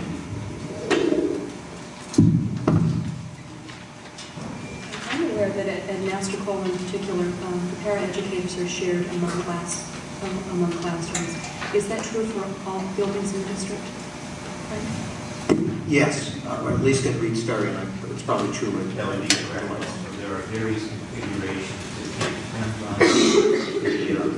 It depends on how the students are identified. So, for example, if there are 2 or 3 students whose needs far exceed others, you might find a higher rate, a lower ratio, depending on how you look at it. There may be one parent who's meeting those students' needs primarily throughout the day. But in large part, most of the situations are paras serving to assist with regular classroom teachers in the regular classroom to provide modifications, accommodations within the regular classroom. They're also being used for pull-out situations in the resource rooms for specific skill and instruction under the direction of a SPED teacher. Every caseload varies depending upon the nature of that grade level's caseload. For several years now at Reed Sterry, and I believe it's probably true at the other 2 buildings, we've looked at the idea that you may need a paraeducator at a 2nd grade level, and they'll work there in the morning, and in the afternoon they may be with a 4th grade. Or a perfect example comes to mind. I have a para that works in 2nd grade in the morning and kindergarten in the afternoon. And again, what we have to do is take staff members, and we're constantly juggling according to the needs where we can put them. So in some cases, it might be best to have 2 full-time people. We've been trying to look at keeping in mind the number of staff that we have and the fiscal responsibility we have to the town, to everybody else. It's sharing the wealth or sharing with the staff. So for a number of years now, at the elementary level, we've been trying to do that. So it's not unusual to see a person working with the 4th grade one day, one morning, in the afternoon someplace else. Jody? I don't want to put Mr. Fabrizio on the spot here, but we've heard several parents tonight speak to their concerns regarding eliminating the assistant principal position at Master Cole Elementary School. And I'm sure Mr. Fabrizio is giving a lot of thought, and I'm wondering how he feels he would juggle the impact of losing an administrative assistant, how that would impact his day and impact the teachers and impact the children at the school on a daily basis. To speak to Les's point earlier, he said that any time that you have less staff members in any aspect to deal with, take care of the children in any way, the impact comes on the others. So I think the 3 major pieces that happen as part of the administrator are one's evaluation, one's our professional development plan, and one is our daily discipline. And I think those 3 areas I'd have to look for other resources within to help try to help with that load of that aspect of the job. And I think that with anything, as I said, the more you put on to people, the less the response time is. And I think the same, even as Pam talked earlier about going backwards in a lot of things. And I think that you look at that response time that I think people are accustomed to. Some of those will be issues, and we'll have to learn and adjust as that goes along in that aspect. A specific concern I would have would be a serious disciplinary issue that were to come up if there was the one and only administrator off-site. Giving thought to, could you present some ideas on how something like that would be handled? I think it's a piece too. We're going to have to, again, preliminary right now, we're early in the process. I guess I come to believe that you have to put a lot of thought and plan. Kathy and I have been a team for a long time, and for 7 years we talked about a lot of things. And as in all those things we talked about, we've begun a discussion around that now ourselves. I think the aspect of that we are a complex here, and I do have administrative support from the team, and I would certainly have to probably rely on some of that. Again, like I said, response time is an issue and a question. And that's going to be something that I think will hold true with only one administrator in building. John, if I may, I know that one of the things that we're hopeful of is that there will be some supports from other resources. What are you envisioning? What do you see as potential solutions?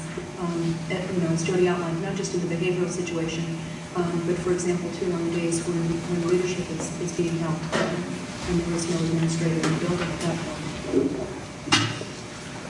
I think that, as I said, response time, I'm going to go back to that because that's exactly one thing that's going to be there. I think that I'm always available. I am, because I have a phone on me. If I'm out of district, I'll make sure that I do define who and where to go to for resources. I think that also central office isn't far. There's an aspect of that.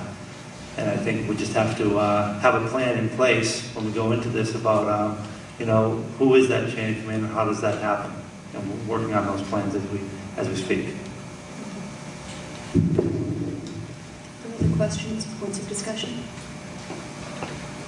Jennifer? Just a couple questions I have about one of them being office equipment, and you'll have to forgive me, I think it's in each of your budgets to purchase, I think, more two-ways or walkie-talkies. Is that in Master Plan as well? I think we have two in there for next year to continue maintaining the inventory so that we have ready access for all members of the emergency response team. They're also used by staff members at arrival at dismissal time whenever anyone is out on the playground. Because they're used constantly, every day throughout the school year, right now I think we have two out for repair. So there's a constant, need to keep the inventory fresh and working. The only thing worse in my mind with not having the radios to begin with is having them for a period of time, coming to rely on them, and then finding they're not available to you when you need them in a crisis. So we've been continuing to add to the inventory to account for wider use, those that are out for repair. And as we expand the role of our emergency response team, there's a need to continue to grow that inventory. I would agree. We've been asked over the years was the limit, and I've answered that several years to the best that I have come to understand about crisis management. If you have one in every instruction area where there is a potential of children or an adult, that is probably the desire. Today I could not give you a number on that because that changes literally every year. So we have slowly surged. Sometimes you can catch the companies at the time. They will give you 3 for the price of 2. So we've been lucky in that regard. This year was one of the lucky years. Next year we might not be able to say that. We continue to grow the inventory for reasons as coach. That was going to be my next question is how many do you think you would need? How many do you have? How many do you think you'll need? And right now I have an inventory of 34 in the building. That still does not cover every classroom and every situation. They are in constant use, and as Kathy indicated to you, I know today that 2 of them aren't working because you find out immediately how we get to every recess period, and each of us has a unique situation. I have to have recesses on 2 different playgrounds, so I find that radios go in 2 different directions. They are pre-stationed in the building at ends of the building where there are egress and there are teachers assigned to them so that if in an emergency I have got confidence that anyone going through the door, I've got at least 4 opportunities that those 4 radios are going in different directions. I'm going to mention those that are assigned to specific people because they have students who may at any moment have a need, whether they're special ed or whether they're behavioral. So if we send students outside now, it's unlike 10 years ago, maybe even 5 years ago. No one should be outside without a radio. At Reed's, on any given day, there may be up to 30 different staff members that will have a duty responsibility. And we try to have at least 1 or 2 on each playground every day. And if you've been to Reed's Ferry, you know what size of the building. And in order to keep those available, plus you have key people within the building, the principal, the assistant principal, the school nurse, the school counselor, and so forth, the reading specialist. These are key people that in an emergency, if we have a lockdown or we have a fire drill, and that alarm goes off or that call is called, they need to have in their hands because they immediately have a key position to hold. Then you've got those other 30 people outside the building that need to have, if not every one of them, close to every one of them, having that in case of an emergency situation. So you look at those numbers, and I think Les mentioned it a couple of years ago, and I would agree with him. And it's not something that I would see in the near future that we would have, because every year we try to add a couple more, but we have a couple wear out. Because you think of it, every day, 3 or 4 people are going to handle those. But where I was going with this is that you would like to have every staff member who has a classroom responsibility or a major responsibility in that building to have one readily accessible to them, not that they have to run to the office to pick it up. My other questions were about text. Is that something that's purchased every year, and are they more like workbooks for the kids, or these things that are passing on to juniors? That actually is variable, but the math program that we're using now, the Everyday Mathematics, the text is a work text. They call it a math journal. We know it is a workbook, but it's consumable nevertheless. So that's where you see the text account being spent there. In the science area, text also includes the hands-on kits and the replacement items in those kits, as well as print material. So usually it's balanced against mini-material, but if they're consumable, it's driven by the enrollment for any school year. Thank you. Any questions, comments? George? Back to the 2 ways. Those are Nextels, I believe. Are you referring to an Nextel, or is it? They're actually two-way radios. They're two-way radios. Yeah. Two-way radios. Right. Are what we have as administrators, that we have direct communication with one of the secretary officer and one of the administrative team, but those are not available to the staff. Okay, so but the 2 ways, do they require a subscription or an annual or a monthly fee? No. Okay, those one-time purchase. And with batteries that occasionally do their Okay. And rough math, it looks like we're spending somewhere in the range of $150,000 annually on telephones, figuring one school was roughly 84,000.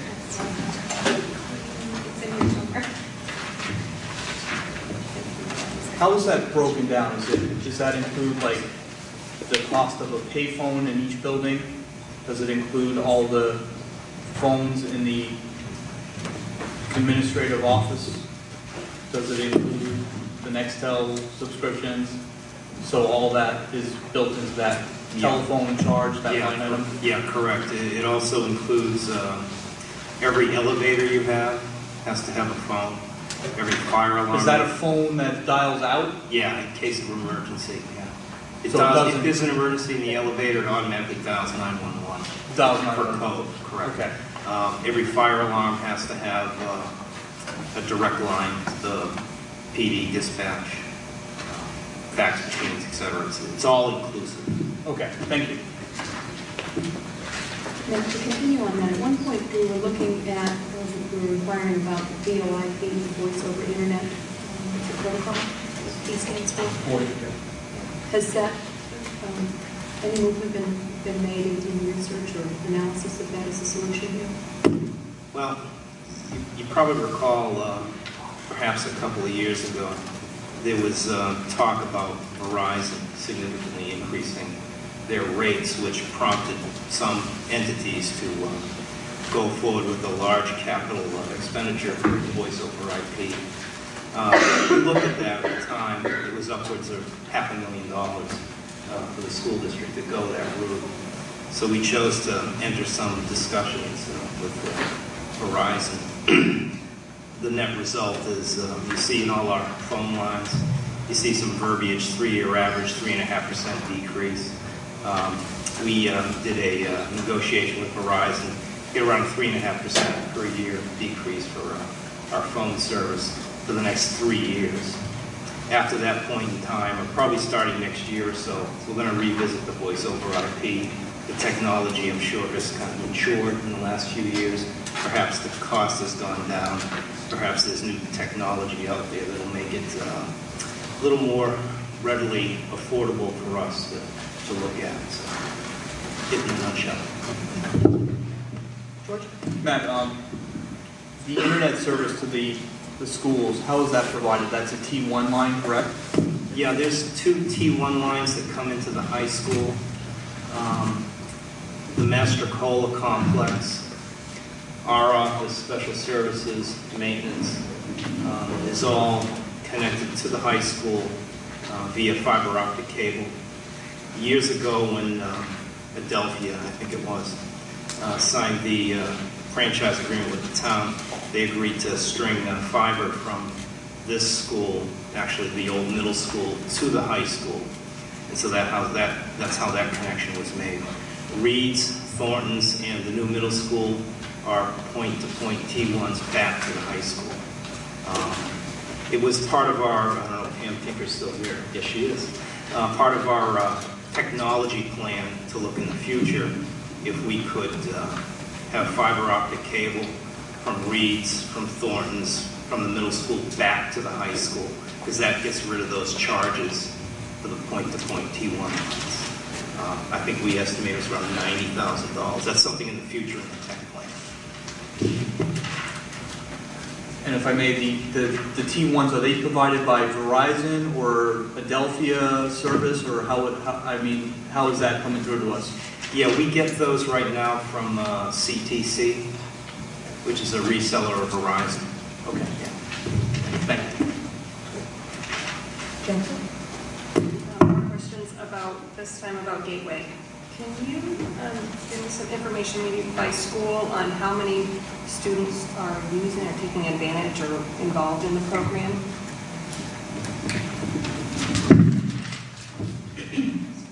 We have about 28 to 30 students involved in the talent pool for Pull-Out Gateway. With the coming of the upper elementary school, JMES lost a resident Gateway teacher. The last 2 years we have shared time with each of the 30 schools. We have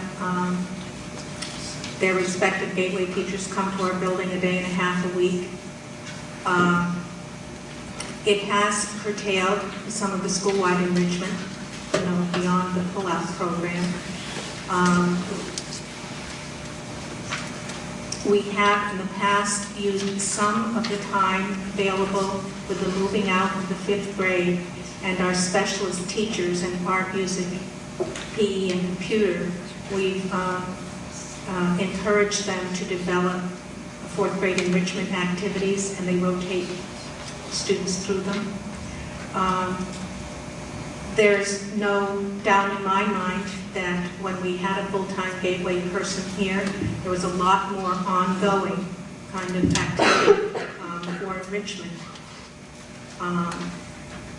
I worry about that with no field trips, no assemblies, and no Gateway, how we're going to meet the needs of those children for an enriched program. We have enjoyed some good support in the past from each of our respective PTOs, but they can't carry it all. It remains to be seen. Neither can the classroom teacher, quite frankly. We have some very strong initiatives in place K through 4, and it requires a lot of teacher time and attention to do the kind of engagement we're looking for with our literacy initiative, with our math program, even with our hands-on science. And we're going to have to be very creative indeed to try and replace that enrichment portion of our program.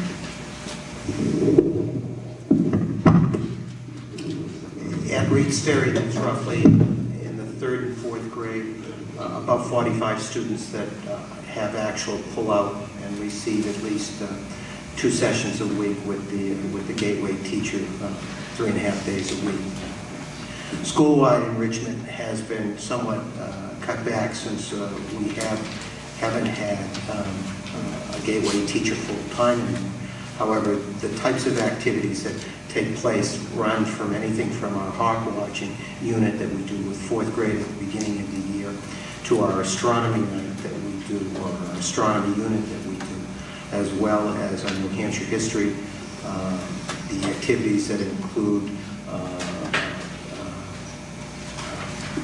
eminent people, hobby night, and a number of other activities. She's also has been responsible for organizing and coordinating our Destination Imagination program at Reed's Ferry School, and she takes full responsibility for taking the children under which we've already started for this year, and it looks like we'll probably have at least 14, maybe 5, depending on how many coaches that we can get for them. But the Gateway teacher has taken the responsibility for having the morning sessions and helping to evaluate which children will be involved in the program and so forth, and how to help to establish teams. Plus sitting down with the parents that are interested in coaching and helping them to understand the responsibilities that go along with that program. At Thornton's right now, with again providing support to Master Cola within the time that our Gateway teacher's there, she has 2 pull-outs, 3rd and 4th grade pools, approximately 30 students who are directly impacted by, I'll say, direct teaching in a specific room in that regard. Additionally, she provides whole group instruction throughout all of the grade levels in targeted areas. In 3rd grade, currently, she does a geography unit, which affects about 120 to 125 students.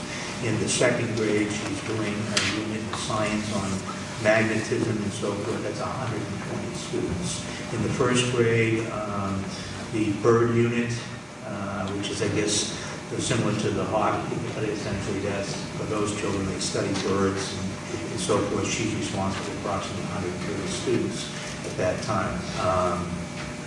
In the 2nd grade, she's also doing a reading group enrichment program for students. That's in combination with the teacher. That's approximately 16 to 20 students who have been identified as beneficiaries of that more enriched program. In 4th grade, she's working with approximately 10 students in that area of reading. The total impact is somewhere over 400 students in the course of a unit over several weeks, because again, she's no longer there every single day, who are affected from a school-wide enrichment point of view, as well as the 30 or so students that I mentioned to you who are in a direct pull-out situation. That person also at Thornton, is like the other schools, is primarily responsible for Destination Imagination coordination of that program and working with those students, as well as something you may have heard called Invention Convention. So those kinds of enrichment programs showcase student creativity that might bring 2 or 3 nights in the course of the year where students do showcase that, whether it's the Invention Convention or Destination Imagination, those things will be. Questions, Rose? What do you foresee as if these the Gateway positions are not funded? What do you foresee as ways that you will be able to meet some of the needs? Well, I think the key phrase there is some. What we've described to you now largely takes place because of the coordination initiative, creativity, basically because there's a person who sees that as her job. And when someone sees it as their job, it gets done. When you take that away, a lot of these initiatives will fall, for example, Destination Imagination and Invention Convention, I would largely see as either a volunteer within the staff coming forward or parental volunteers. Otherwise, they won't take place at the level they have because there's no longer a person who sees it as his or her job. With regards to the school-wide enrichment, you'll lose the coordination of that in those targeted projects that Frank, Kathy, and I have mentioned to you this evening. Perhaps on the good generosity of a staff member who would like to maintain that, he or she may pick up the baton and continue with it. I don't see it continuing at the state it has been in the past, because again, once you fall to a voluntary posture, it may or may not happen. All of us are looking towards continuing to build the skills of regular classroom teachers to differentiate instruction for children at all levels. One would hope that that would be helpful in the long run with teachers who are trained in making every unit differentiated so that it meets the needs of students who are more capable. But again, that's at the beginning stages. We're training people now. And in fact, my gifted and talented teacher is one of a team that we sent recently to get trained to come back and train other teachers. So without that individual, we'll lose that trainer. But more importantly, one of the reasons why she was included is because she sees that as her job. Now being trained and teaching other teachers how to differentiate, that was our hope to even accelerate the school-wide enrichment with that person now collaborating with other teachers. But that'll get it. You lose initiative. It's kind of difficult when you look at a program that's been at the elementary schools for well over 20 some odd years, to think that you're going to pull all people away from that program and think it will continue as it is. We're going to be able to do some of them. And at this moment I can't tell you exactly, but we're going to try and do the best we can. Unfortunately, we will not be able to provide, pull out the type of program that we've been offering on the average of 30 children per building each year that has been able to give them the extras that we want. Will we be able to do some of the school-wide things? Probably some of them. Will we be going to a parent volunteer program or for a DI program unless we have individual classroom teachers that want to help with that? Sure. So I don't think that DI is going to disappear. Invention convention may not be something you see at Reed's Ferry unless I get an interested teacher that wants to take me on. Astronomy night may or may not take place unless I can get the third grade teachers to take on that responsibility. Or art watching at Reed's Ferry School. I don't know if we'll be able to continue that. We probably will, as long as Professor Lawrence and some of the other people are interested in getting involved.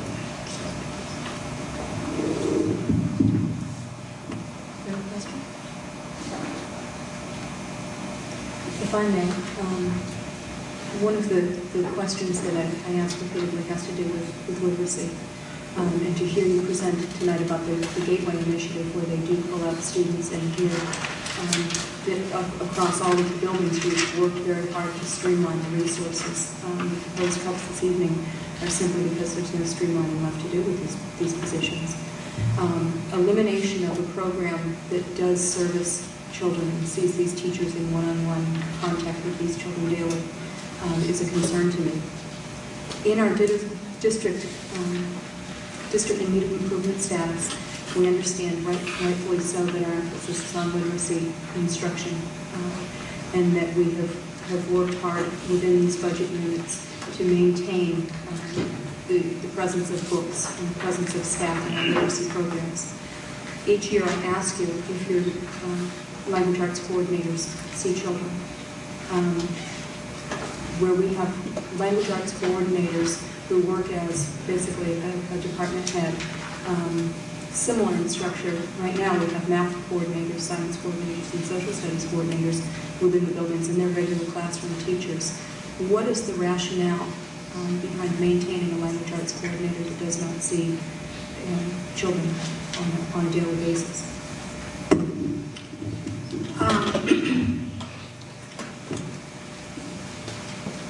The reading specialist position has evolved in numerous ways. First of all, the heart and soul of the elementary program is all about literacy, and her responsibilities to manage the resources in the area of reading and language arts are very multifaceted, and many times over what, say, a social studies coordinator position entails on a part-time basis with a stipend. Our reading language arts people are involved in student assessment and evaluation. for purposes of placement, for Title I referral, for child study. They do a lot of parent outreach when children enter the system in terms of early literacy and support to parents through Homeschool Connection. They are ambassadors for our school. I think I can speak for Les and Frank. They process every new registration, screen every new student to our building. They have, over the course of the last 2 years, been very active in the professional development piece around the revised master plan for professional development. They are certainly in a number of ways in the current literacy initiative. They have a lot on their plates. And historically in this district, they have not been direct service providers. More so, they've been supports to the teacher in terms of material support as well as coaching. This is looming larger as we understand it in the current initiative, working directly with teachers. Each of them were involved in some aspect of the summer institutes regarding the literacy training that has been rolled out this fall in each of the 3 buildings. I guess I couldn't fathom not having my reading specialist available to all people at Reeds Ferry School because of some of the things that Kathy has just mentioned. The position as we enter, or as we're into our second year of dealing with it, being a district in need of improvement in reading, has evolved more of assessment, which our reading specialist is deeply involved in. The 90-minute block of time and helping teachers to realize the important aspects of that and coaching them as they go along. Or the after-school workshops that she runs with many of the classroom teachers in reading methods and writing methods and so forth that she's done in the last couple of years. Plus the amount of in time that she spends with individual students, taking a look at their program and reporting back to classroom teachers or to parents. It just blows me away to think that that would be a position that I would lose. One of the things I would add, and Frank kind of alluded to it, is that on any given day, my reading specialist, I'm sure theirs is servicing students, individual, in screenings, in checking their reading progress. One of the things I've had the pleasure over the last 27 years I've been here, except for this year, was to work with an individual by the name of Carol Craven, who was our reading specialist for that long. And one of the things that Carol certainly knew was every child in a building at times that reached 800 students. She knew them. She knew their reading levels. She knew because she analyzed all of their case beginning tests twice a year. She talked with their teachers on a daily basis. She probably screened half of them in the course of the time that they were there. She knew them because she took the time to work the end of the spectrum that required her to know them in depth, from the standpoint of the teachers who taught them from year to year. Carol was primarily involved in placement of students at Thornton's, and I think again the other reading specialists are as well. That process at best is a task of some 2 months in terms of assessing how and what the groupings are. Carol once told me a story, and it perhaps has some humor to it as well as it has a point of reference. When she first became a reading specialist, coming out of being a second grade teacher, the previous principal at Torrance Ferry told her that he wanted her to make certain she knew every child, followed every one of them in terms of their reading program the entire time. That was her job in a simpler time in the late 70s and early 80s. And she was a dynamic teacher and wanted to work with kids. And he leaned across the desk one day and said to her, "My dear, that is a bucket with a hole in it." You will never be able to meet the needs of every single child if you are their instructor. I need you to be the instructor of their teachers so that you get the job done. I'm sure that was a simpler time, but that's essentially what I have envisioned that position being. I expect the current reading specialist, who I feel is an excellent replacement, to, within a short period of time, have intimate knowledge of every single child, all 580 that are technically going to be at the school next year. Now, that will be no easy job, but the way she'll do it is she'll train staff, she will collaborate, she will meet with grade level teachers, she will screen students, she will analyze test results, she will place students, she will consult with me, with Bridie, she will fulfill all of those responsibilities, because if we had her working directly teaching children to read, I think it would be a bucket with a hole.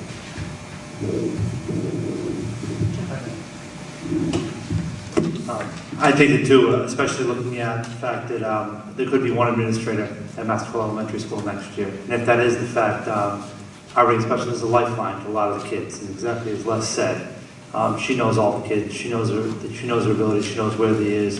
She's constantly pulling them and checking levels. Whenever there's a question about, for our child study team, about where a child is and what that child may need, she knows that. And I think that for someone to be very pressed for time in the future, I want that lifeline to be able to go to and ask those questions.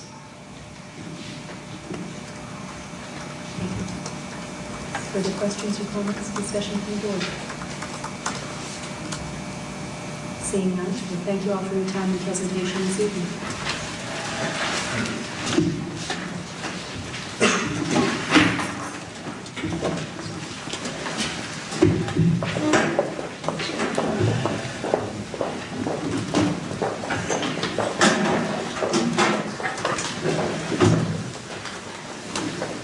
As the table clears, the last point of discussion on this evening's agenda is discussion of the Merrimack Middle School's proposed budget. We'll be joined at the table by Tom Beck, principal of the middle school, and assistant principal Colleen Welch.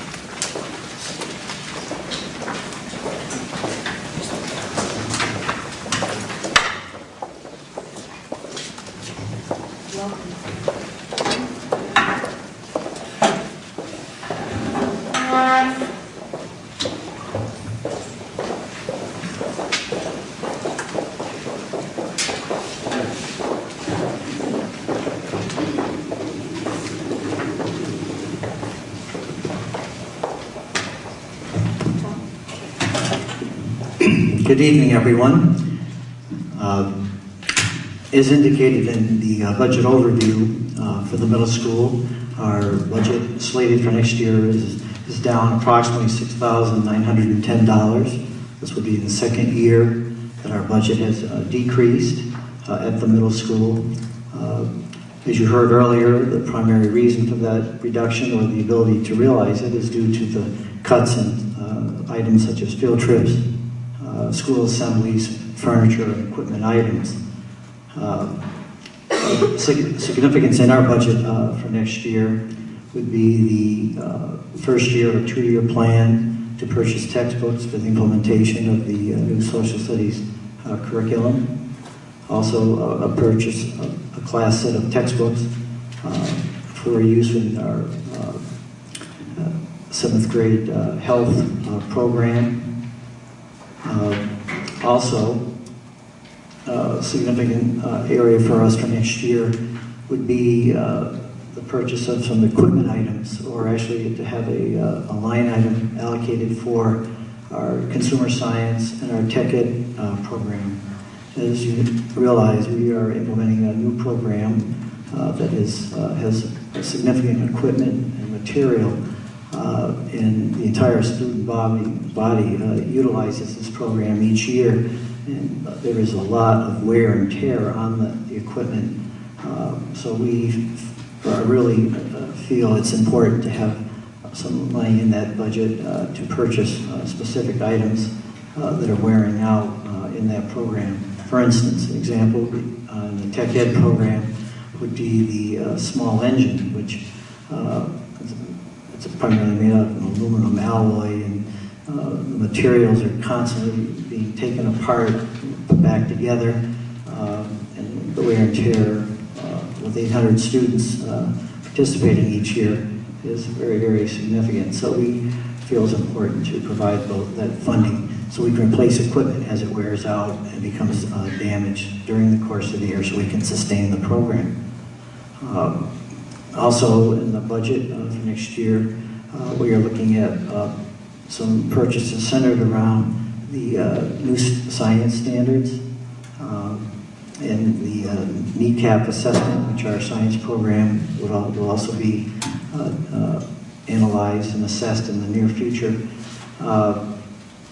One of the areas that's being looked at is for the new standards are health requirements of body systems teaching, where, for instance, human body, torso, eye models, cell to embryo development models that are really would be helpful to students as they address those new standards. So with that, open it up to questions. Questions from the board? Jennifer? I have a question on the testing and scoring portion. I'm wondering about the accuracy of the number, because they seem to be all over the place. Is there a reason why a couple of years ago it was pretty high, and then it's dropped down quite a bit? I just want to make sure that there's not going to be as I recall, I believe there was 1 year when the district was using the California Achievement Test and was making a transition to a new test, and there was money allocated in the budget for that. I think it was called the Terra Nova, and for whatever reason at the time, I believe we were unable to actually obtain that test, therefore the money was not spent.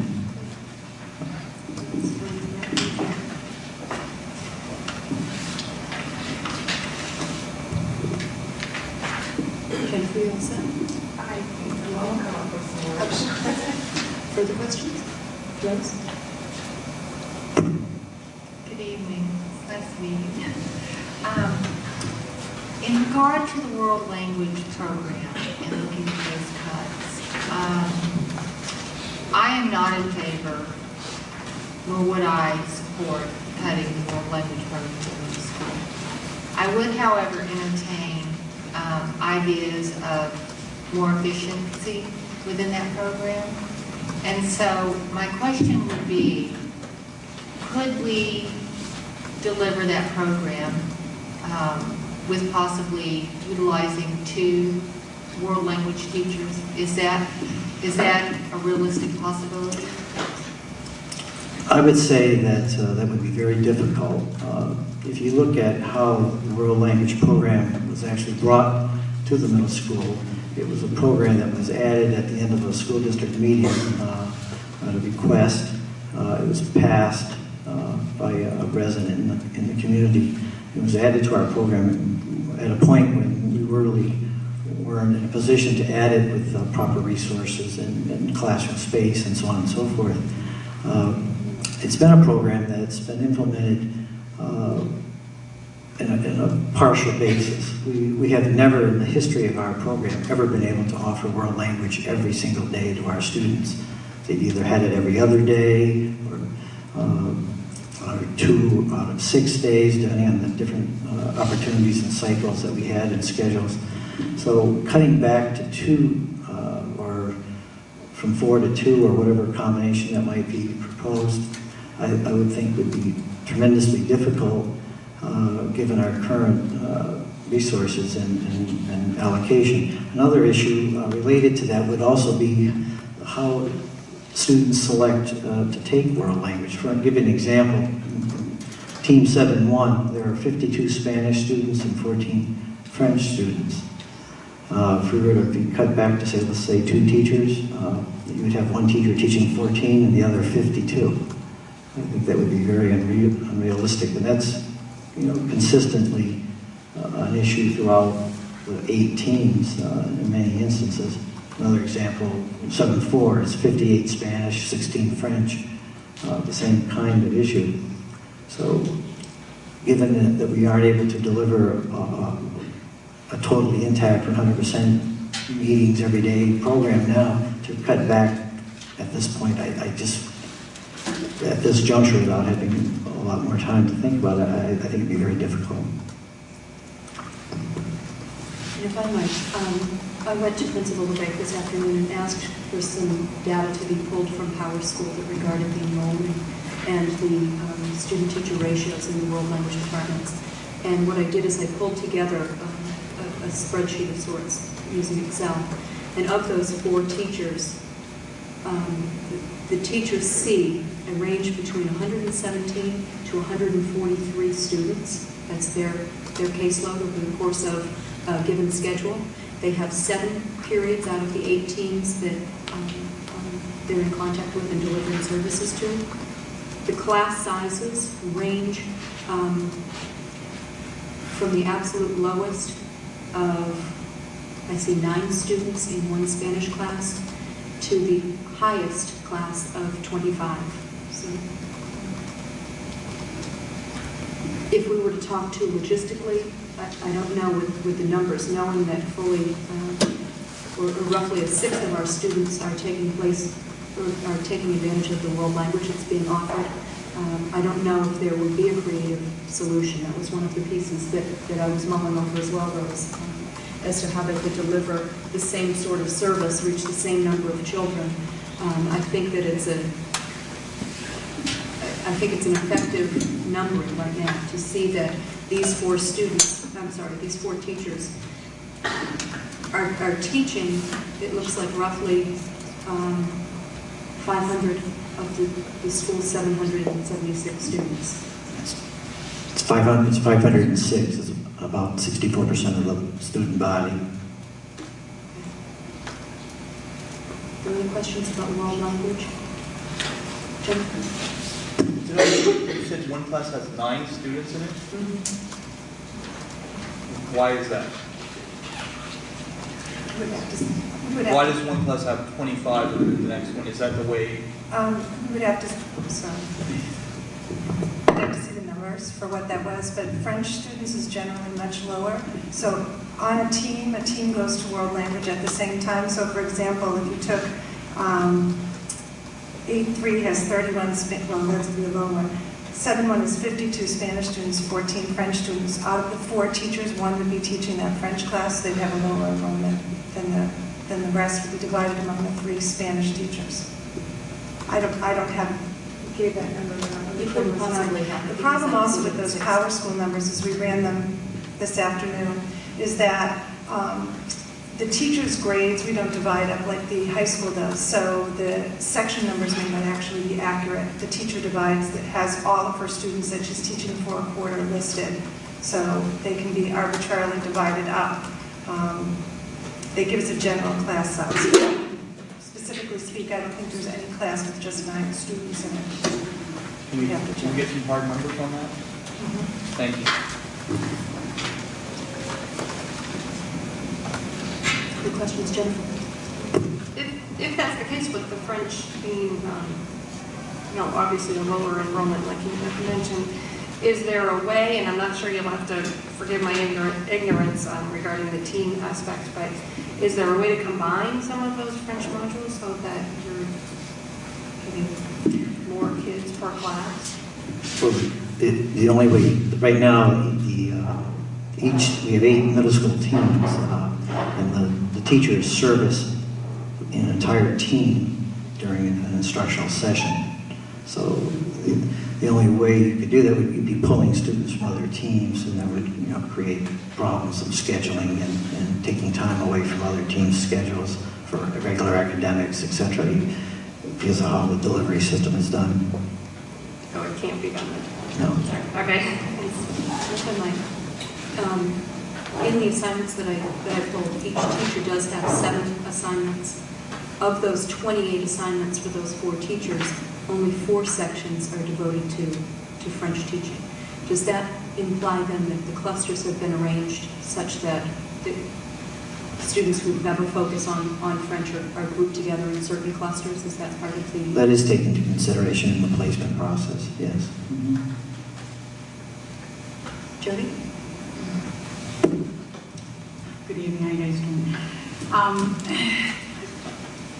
In speaking to people, having parents, non-parents, people concerned about education come to me with questions, receiving emails, phone calls. One of the topics of discussion and there's been some healthy debate over this issue, is eliminating the T model at the middle school.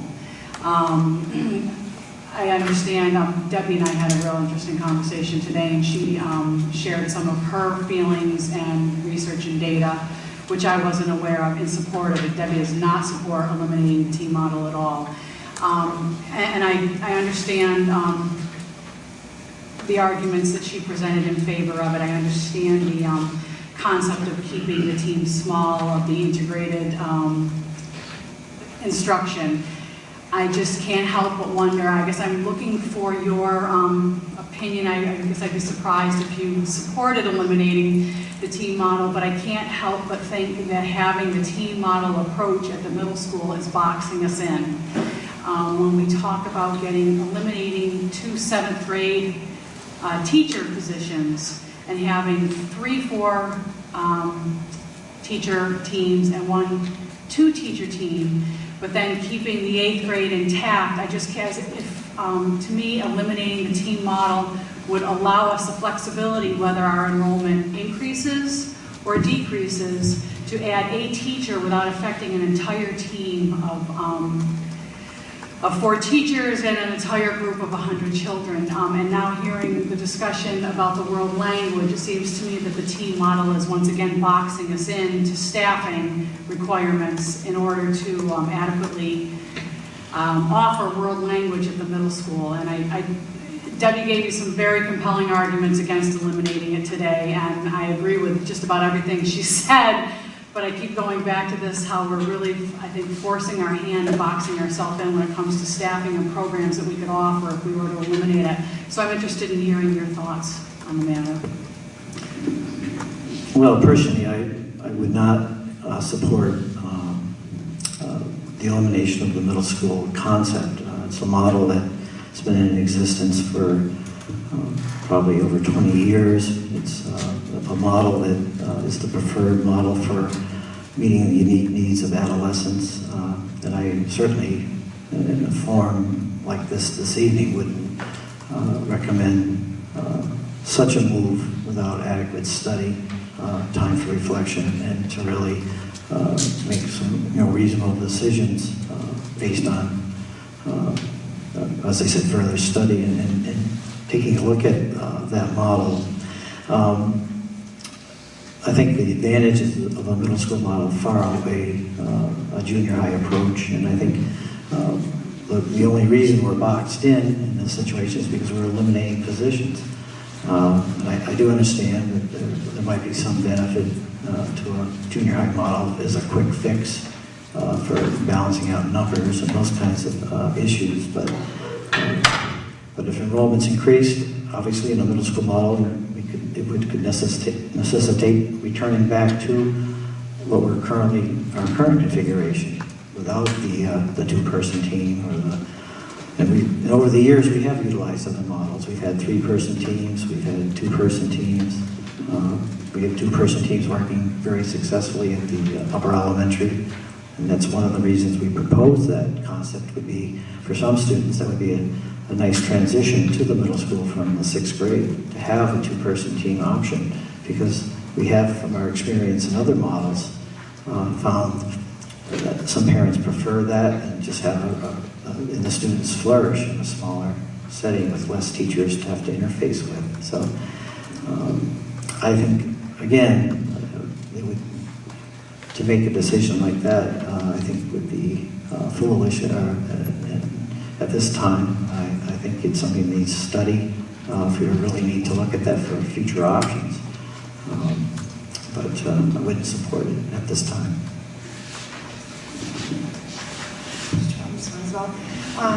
I think it comes down to what you believe is philosophically best for adolescents and education. I've always taught in the T model. That's one of the reasons I came to Merrimack, was because I was impressed by the level of education and service provided to children.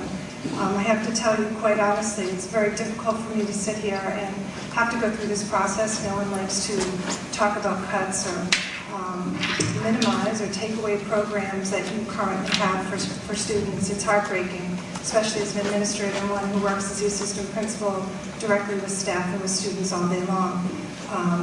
Be that as it may, fiscal constraints cause us to have to look creatively at ways that we can maintain the best we can for our students, and I truly believe that it's the best way to deliver services to students.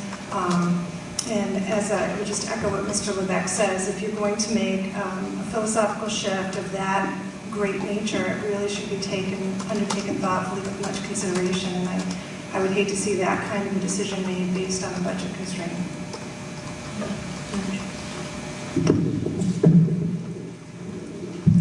I think when the administration was meeting together for reorganization purposes 2 years ago, one of our greatest considerations was students moving through the system. And we thought long and hard about a child's beginning and their ending. That is, when they would come into the elementary school, they predominantly would work with one classroom teacher all day long. And when they went to the upper elementary, we were very interested in creating what we called the shared pair. That is, that two teachers would work side by side, and the student would begin to work with another teacher. And then when they went to the middle school, they would work with a team of 4. And those 4, when everything is going beautifully, would be about integrating English language arts, math, science, and social studies. They would be collaborative. They would do things together. They would see themselves as part of a whole family of 100, 125. And then they would go to the high school, and they literally would meet up with teachers who were in departments all over a building. So we really thought long and hard about it, knowing that back in 1973, it was when Massapequa Middle School at the time changed from a junior high to a middle school, and in fact was a model district for several places throughout New England to come here. And over time, junior highs have turned into middle schools, and we have been one of the advisors about how to go about that. I think when one is going through all kinds of fiscal constraints, it makes you question everything. But to what Tom and Colleen have said, that would be what I would call a radical move. And I think if in fact we have a team of people that look at it, that's comprised of both administrators, teachers, and parents, and we come to the decision that that's the best for the children, then I think that would be warranted. But to do it because we are at a critical juncture about making some major considerations about cuts, I would find that something I could not support.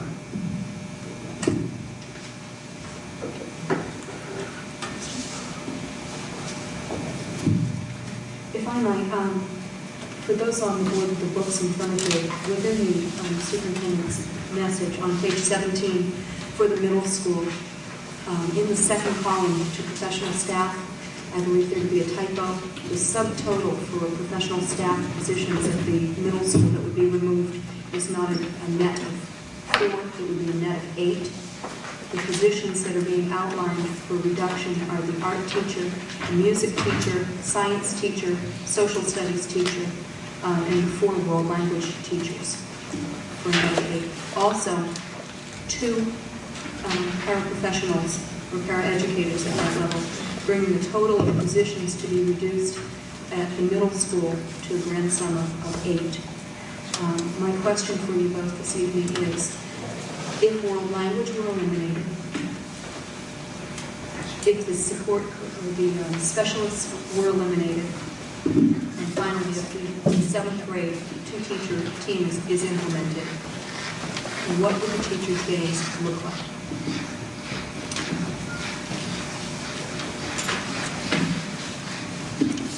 Well, to start with the 7th grade configuration, as we said earlier, it would The 7th grade would consist of 3 4-person teams, 1 2-person team. On the 2-person team, 1 teacher would be responsible for math and science courses, and the second teacher would be social studies and language arts. In terms of the class size in those particular ratios, would be changing from a current level of, I believe it's 24.5 students to 27.7 students per class at the 7th grade level. That would be true of the 3-person teams as well as the 2-person team. The changes in the Unified Arts classes, which includes courses like consumer science, technology education, art, music, and also PE and health. Those numbers, class sizes obviously would change as well in terms of their ratios. It would increase.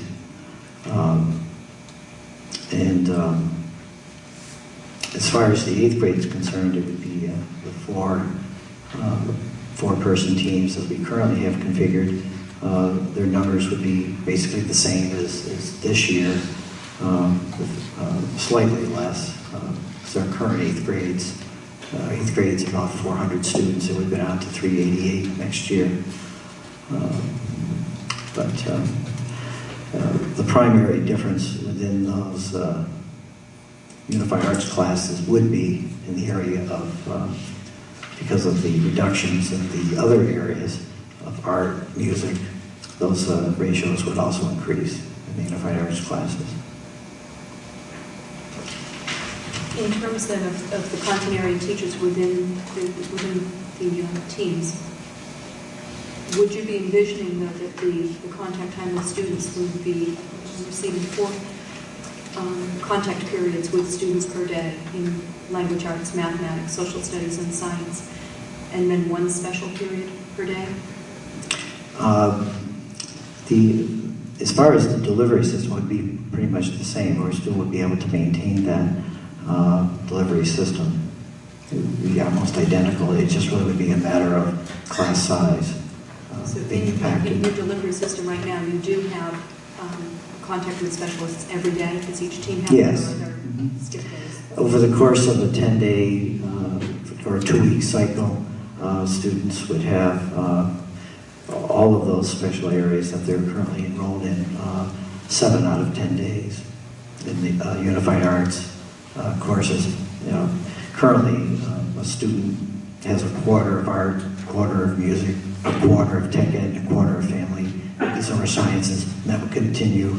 They have a half year of health and a half year of PE, and that would continue as well. Would you envision at any time there being days where students had only the 4 content areas and their lunch period? No. Are there further questions? Rose? In regard to the music teacher, can you give us some of the data of the classes and what currently the different music personnel, I believe there's currently 3, and what they're responsible for and how that would, what a change of 1 less teacher would make that program look like?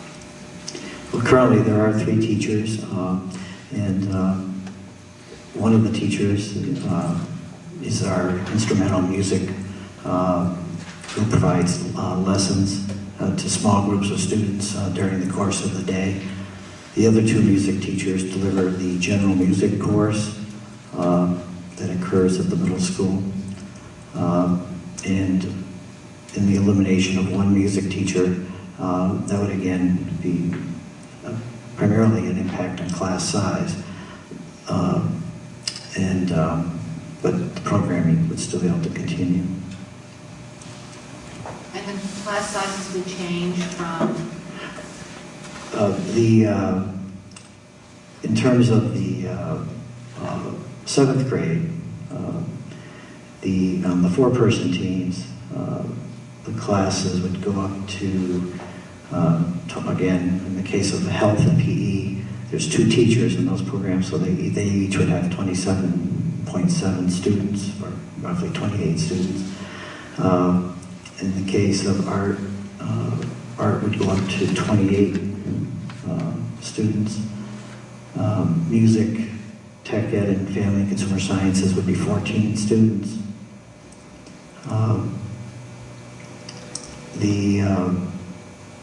So it's a sort of a ratio of an increase. Currently, in those same areas, in grade 7, art would be 12 students per teacher. Music 8.1, tech ed 12, and family and consumer science 12 students. If I could just clarify a little bit, just on the team of 100, when they go to Unified Arts, they're split into 4 sections of approximately 25 students. So a quarter of them are going to tech ed, a quarter of them are going to family and consumer science, a quarter to music, and a quarter to art. Currently, there are 2 art teachers. Those 24 and 25 students are divided between the 2. There are 3 music teachers. So generally, right now, the ones that are taking instrumental lessons would go with the instrumental music teacher, and the remaining students would be divided between the 2 general music teachers. Therefore, with 1 less general music teacher, it would mean that instead of delivering services to between 8 to 10 students, there would be a class of 20 for general music. Okay. And currently, how many students are taking advantage of the middle school band and I guess the instrumental piece? How many students are we looking at? I believe it's around 100 in the band and chorus right now, or 100 in the band, and I think the chorus is probably around 40 or 50, I think. The band, okay. And do you have any projections for the numbers? I know that because of our change at JMU's, that program, I mean, it's like the first cavalcade I went to when the 5th and the 6th graders had the full-time year as opposed to the previous way that we had done it. It was amazing, the level of, that they had grown to in that year. And so I guess my question is, are you aware of what the enrollments will be for the rising 6th graders that have been a part of the 6th grade band at JMU's? No, I don't have that information at this time. Okay. That would actually be, because I think that also is going to greatly impact the program, because this is actually the 2nd year that they started with 5th grade in a different, these 5th graders will be the first group or the 2nd group? The 3rd? Has it really been that many years? Okay, actually I would like some more information on this piece. Okay. See what I'm getting at, looking at what projected numbers are. I just had a question to tie into the discussion about Unified Arts. So we have the 2 tech ed teachers and we have the 2 consumer science teachers. Does that work the same way that group of 25 students is split up? Could you explain to me how that works? Tech ed and consumer science, because we have the Pittsburgh Technology Program, there are 14 stations in the classroom. The 25 students are in the class at the same time. There are 2 teachers who are working with them. The reason we looked very closely at that when we were going through this to say, is it possible for 1 teacher to monitor this program? However, due to the complexity of each one of the units, from aeronautical engineering to bridge building to having a bandsaw running when they're building cars, it's just physically impossible and a safety issue for 1 person to adequately monitor those stations. And the same thing in family and consumer science. There are 14 different stations which require they are constantly needing to be, assisted. They're doing anything from using a sewing machine on one side of the room to baking on the other side. And we just felt physically it would just be an impossibility for them to maintain that program with just 1 person in the room. Other questions? If I might, for grade 7, the enrollment in this current school year is 387 students. Projection for next year increases by 1 to projected grade 7 population of 388 students. Conversely, the grade 8 population this year of 396 students is projected to decrease to 388 next year. On what basis, then, with those numbers in hand, would the recommendation be to eliminate 2 7th grade teachers versus 2 8th grade teachers? When we started to look at the programs in terms of what we might offer up in terms of configurations, it seemed, given the transition to the 7th grade and the complexity of the programs at 8th grade, it appeared that it would make better sense for us to make the change at the 7th grade. That was really our primary choice at that time.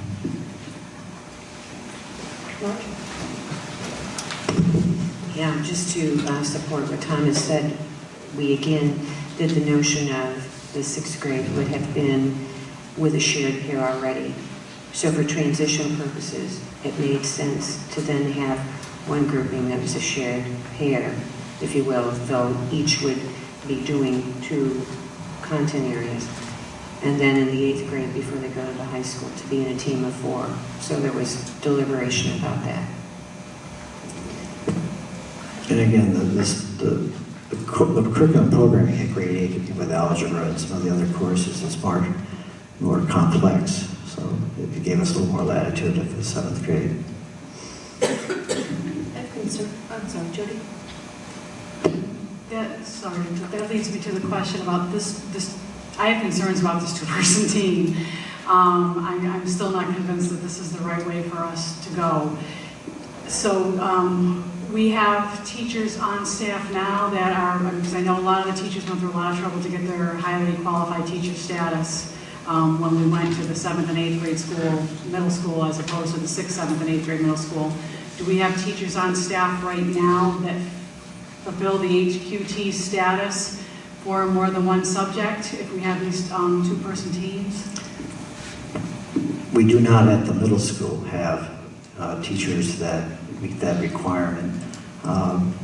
We're hoping that through attrition and so on, retirements and so on and so forth, that we either through hiring process or petitioning the state through the appropriate procedures to set in place a process by which we could implement this for a year and also continue to upgrade the certification for those teachers.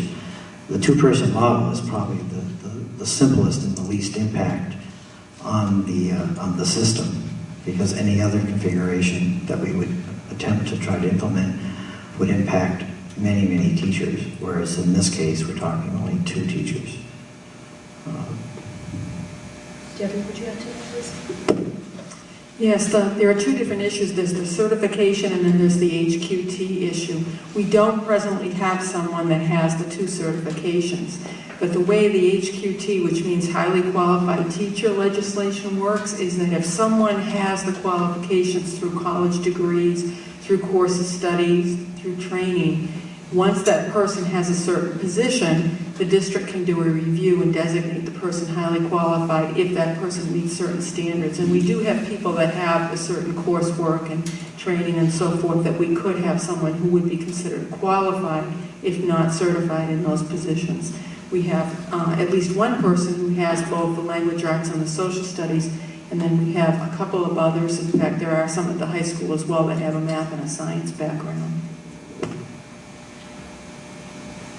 If I might, the concerns that I have surround not only the certification, quite frankly, having worked in the middle school and been on a team that had reduced capacity and having to teach social studies while I was assigned to the district was an absolute nightmare. And you talk about teachers requiring extra support and professional development. That case in point is a tremendous need if we were to go to a 2-person team. Remember, too, this is personal for me because my son is rising, and the potential impact on his education in terms of having teachers who are highly qualified and who have content area certifications of tremendous importance for me. Aside from the certification issues, I'm interested in hearing more about the class sizes, because as I run the numbers for the 7th grade, if we have 388 students, even if we were to project that the 2-person team would service 27 students per class and hold 54 students for that, I'm looking at a remainder of 334 pupils who then are divided among 3 teams. And mathematically, I'm working that out to roughly a 28-to-1 student-to-teacher ratio. That's correct. Is that the model that you would envision then, is 27 to 28 students per team in 7th grade?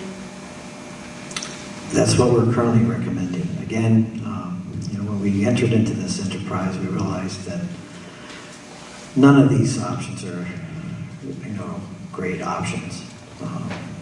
And given the discussion, as Debbie outlined, relative to HQT and certification status and so on and so forth, this was the model that had the least impact in that regard. But it does create significantly larger classes. The concern that I have too then is equity even within the building, to have 7th grade ratios at 28-to-1 and to be able to maintain team sizes of 97 students in the 8th grade, which would lend itself to believe that there would be 24-to-1 student-teacher ratio at the 8th grade. Just tells me that there's a little more thinking to be done on the board members' behalf as we consider the impact. It's not only the certification, but also the ratios. And at what point do we decide that 28 students is too many per team? Furthermore, my understanding is that the tech ed program has a capacity of 25-to-1 in its ratio, acceptance for students to actually work on the models physically. Actually, we've made adjustments to that, and they can handle up to 28. 28. Thank you. Further questions, discussion points? Seeing none. Thank you for your presentation and your involvement this evening. Thank you.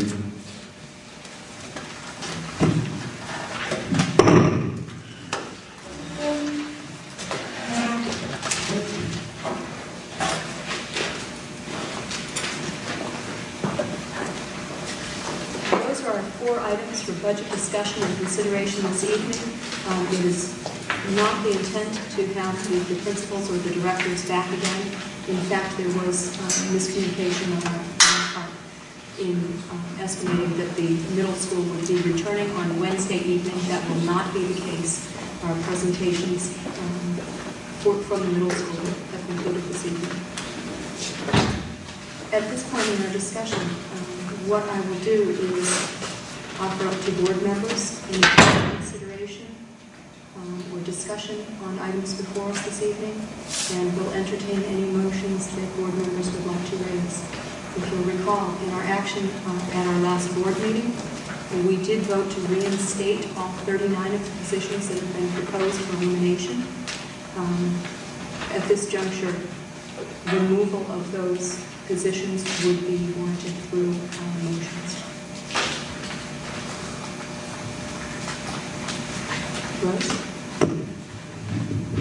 And looking at the different positions, how would you prefer to entertain the motions, individually or as a collective?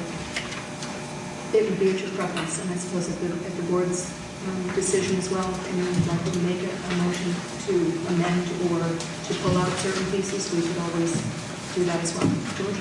Before we motion to remove or reinstate any positions, do we want to hear the rest of the presentations by the high school, or are you going to just have a vote on the elementaries and the middle school at this point? What I'd like to do is just to keep the momentum working so that we have the information fresh in our minds. Certainly, if you'd like to bring other items to the table at a different time, you're welcome to do that. but in terms of streamlining our process and, again, as Jennifer raised, in consideration for the restoration of those positions, is it not going to create a roller coaster effect for the teachers or for the positions that were alerted that they would be removed from the budget? I think that we need to work in the most expedient manner, just out of consideration. Jody? If, I don't know if anyone has an objection, I personally, and since we're just dealing with the elementary school and the middle school, I prefer if someone were going to make a motion, could we do it position by position? Certainly. Rose? I would like to make the motion that we remove the assistant principal position at MES. Is there a second? Second that. Second by George. Can I speak to that motion? Yes, please. Well, I certainly see benefits of having an additional administrator. As long as I've been involved in the school budgeting process, from my 3 years on the budget committee, and then this is now my 3rd year as a school board member, I have always been about looking at ways to provide or to put out the most prudent while not compromising quality. And this particular position, while always having additional staff members, it will make for more response time, etc. When you look at the numbers of the enrollment at this school, that's one of the pieces why I can bring this motion forward. And I also know that the administrative team is a very hard-working team and they work very well and cohesive as a group.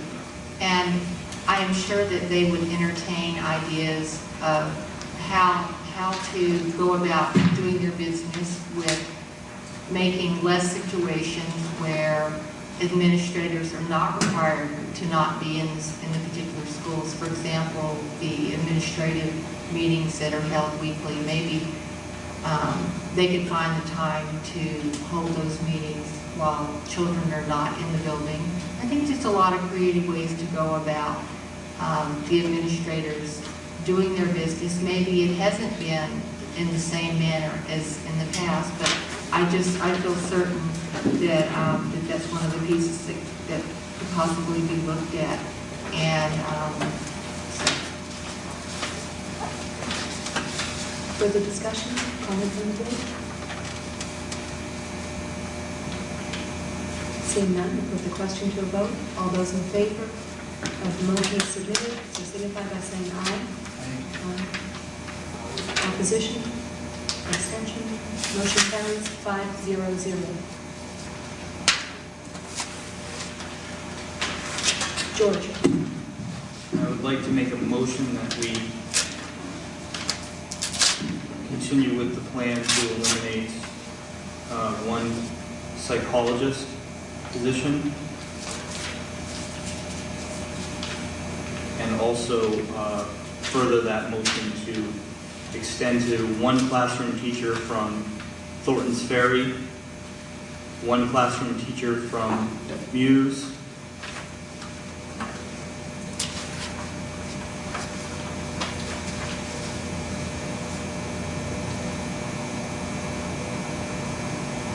and 5 paraprofessionals. Is there a second for the discussion? Can I just ask the first to repeat that, please? I'm confused. Was there a psychologist on the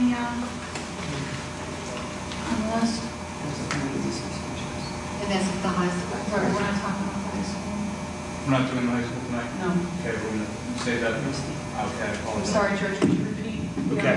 All right, so 5 paras, 1 teacher from Thornton's Ferry, classroom teacher, 1 classroom teacher from Muse.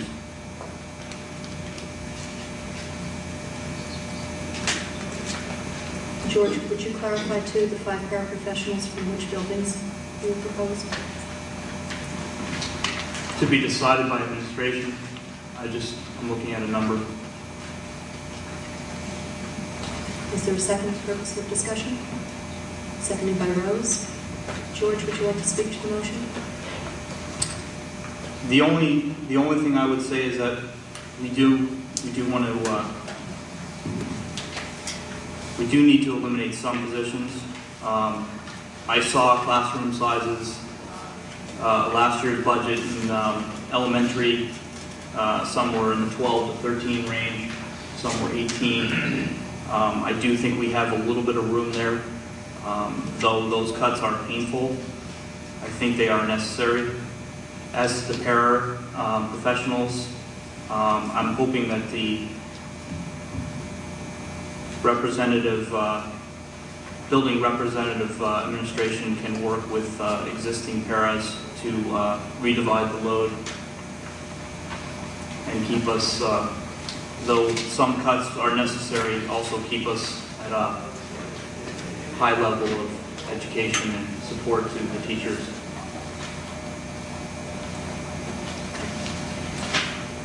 Jody? I just want to make sure.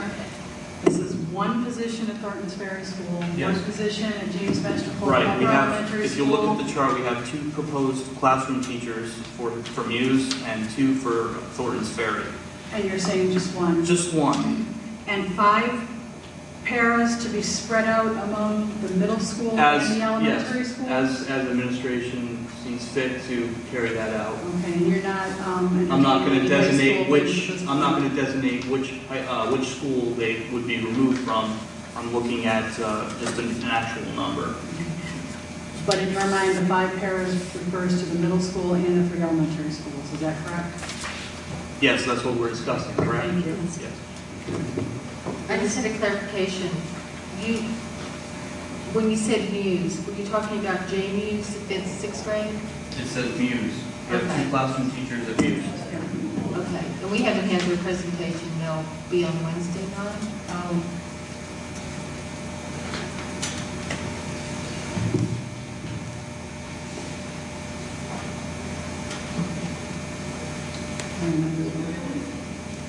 Jody? Oh yeah. Okay. I see what you're saying. Again, Could I looking at amend- the list and trying to go from the numbers. Sorry. Could I amend the motion to remove the upper elementary school teacher at this time? So the motion would include 1 Thornton Ferry School teacher and 5 paraprofessionals at the discretion of administration at the 3 elementary schools and the middle school. Okay, is there a second purpose of discussion? Second on the amendment by Jennifer. Jody, do you wish to speak any further to the amendment? No, just that I would be more comfortable discussing upper elementary school positions after we've had a presentation from the upper elementary school. Very good. Apologize for that. That's all. We have a lot to look at. Yeah. George, when I look at the numbers for Thornton's Ferry School, again on budget message, page 15, if we're looking at 580 students, a proposal to reduce the staff by only 1 teacher would mean roughly that our class sizes in grades 1 through 4 would go from roughly 19 students, 19 to 1 ratio in 1st grade, to a 24 to 1 ratio in 4th grade. Is that your understanding?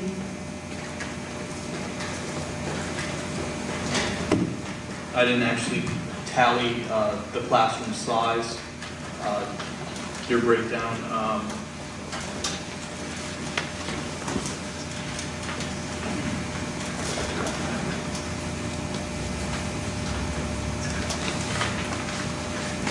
I thought we would be at 23. Am I wrong? At 24, if we were to take 122 students with 5 teachers, the 4th grade would be the highest at 24 students to 1, roughly, just 24 and a half to 1. Rose? Question. Do we need to designate, this is a good question for Marge, do we need to designate which Thornton's Ferry teacher, or can we just designate a classroom teacher? It depends on how you want to do it. If you look at the chart on 23, the thing about the chart on 23 is it shows the 3 elementary schools placed together. So I think that's helpful when you're going through this particular exercise. When I sat with each one of the elementary principals and it was determined how many classroom teachers, Les Kingsword, I believe, with first and fourth. And the reason this chart's important is because it does a comparative among the 3. And that's why Emily was doing by building. But if you look at the 3 here, you can see how we got where we got because we're trying to have equity across the board as close as we can have it by grade level.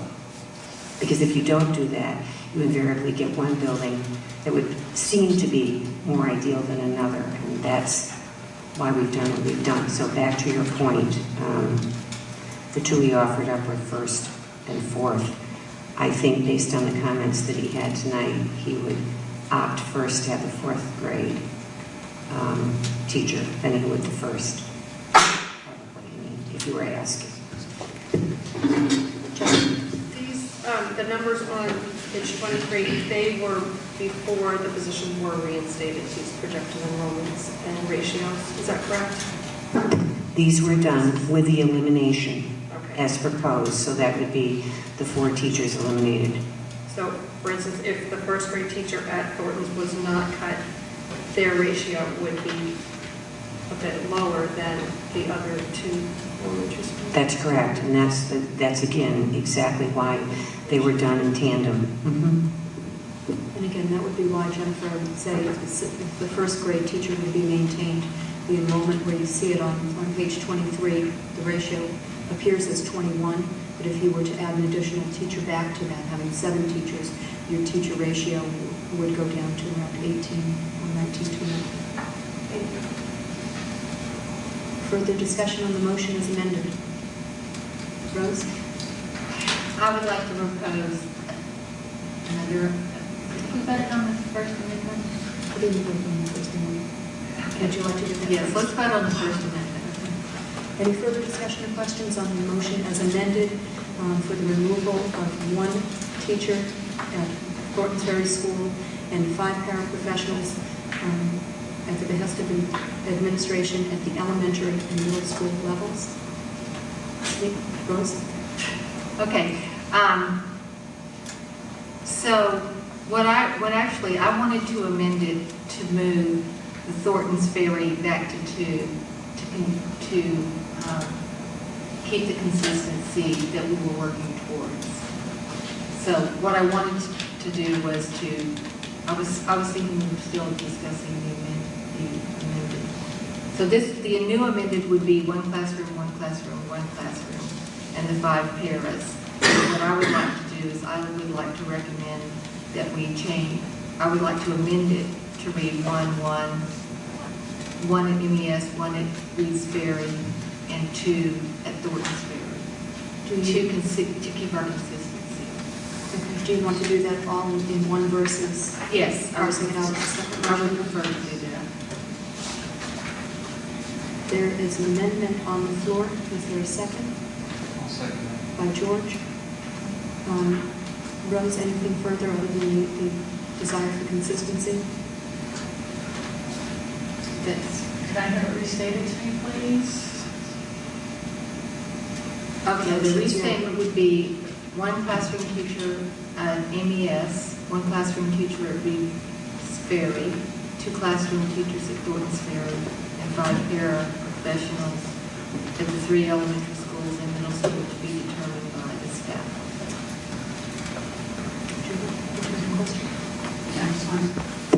So with this new proposal that Rose has made, this would include the first grade teacher cuts that were originally proposed. Master Cola Elementary School had a first grade teacher. Yes, it would be my understanding that Rose has proposed this. Thornton's Ferry had a first grade teacher. So that in effect would bring first grade class sizes up to... What's on the chart on page 23? The cuts that we've already talked about are incorporated in the class size into the chart. 23. So basically, that's where it's confusing. I think basically what Rose is saying is that she's affirming what the administration has put forward, which is, it's spelled out exactly on page 2 and charted on page 23. So in other words, at MES, it would be a first grade teacher. At Reed's Ferry, it would be a third. And at Thornton's, it would be a first and fourth, which gets you to the chart on page 23. That's how it And looks. these charts are projected numbers. I mean, there's a possibility that these first grade classrooms could go up to 22. That is a true statement, but we've done this, let's put it this way, there's a flexibility within those such that, let's say the kindergarten population is lesser than you can move within. But we've done this on our best projection as we know it to be. So, and we still hit goal. I mean, Les was talking in terms of that we go over the minimum standard. If you look across the first grade, the goal of minimum standards is to hit 20. So it's true. It's close to goal. The overall standard is 25-1. So we felt when we built this that we were close to goal. I just want to publicly state my concern for large first grade classroom sizes. I think 24 in fourth grade is doable. But when you start exceeding 20 students in a first grade classroom, I have serious concerns about the quality of the education for those children. That's how I was more comfortable with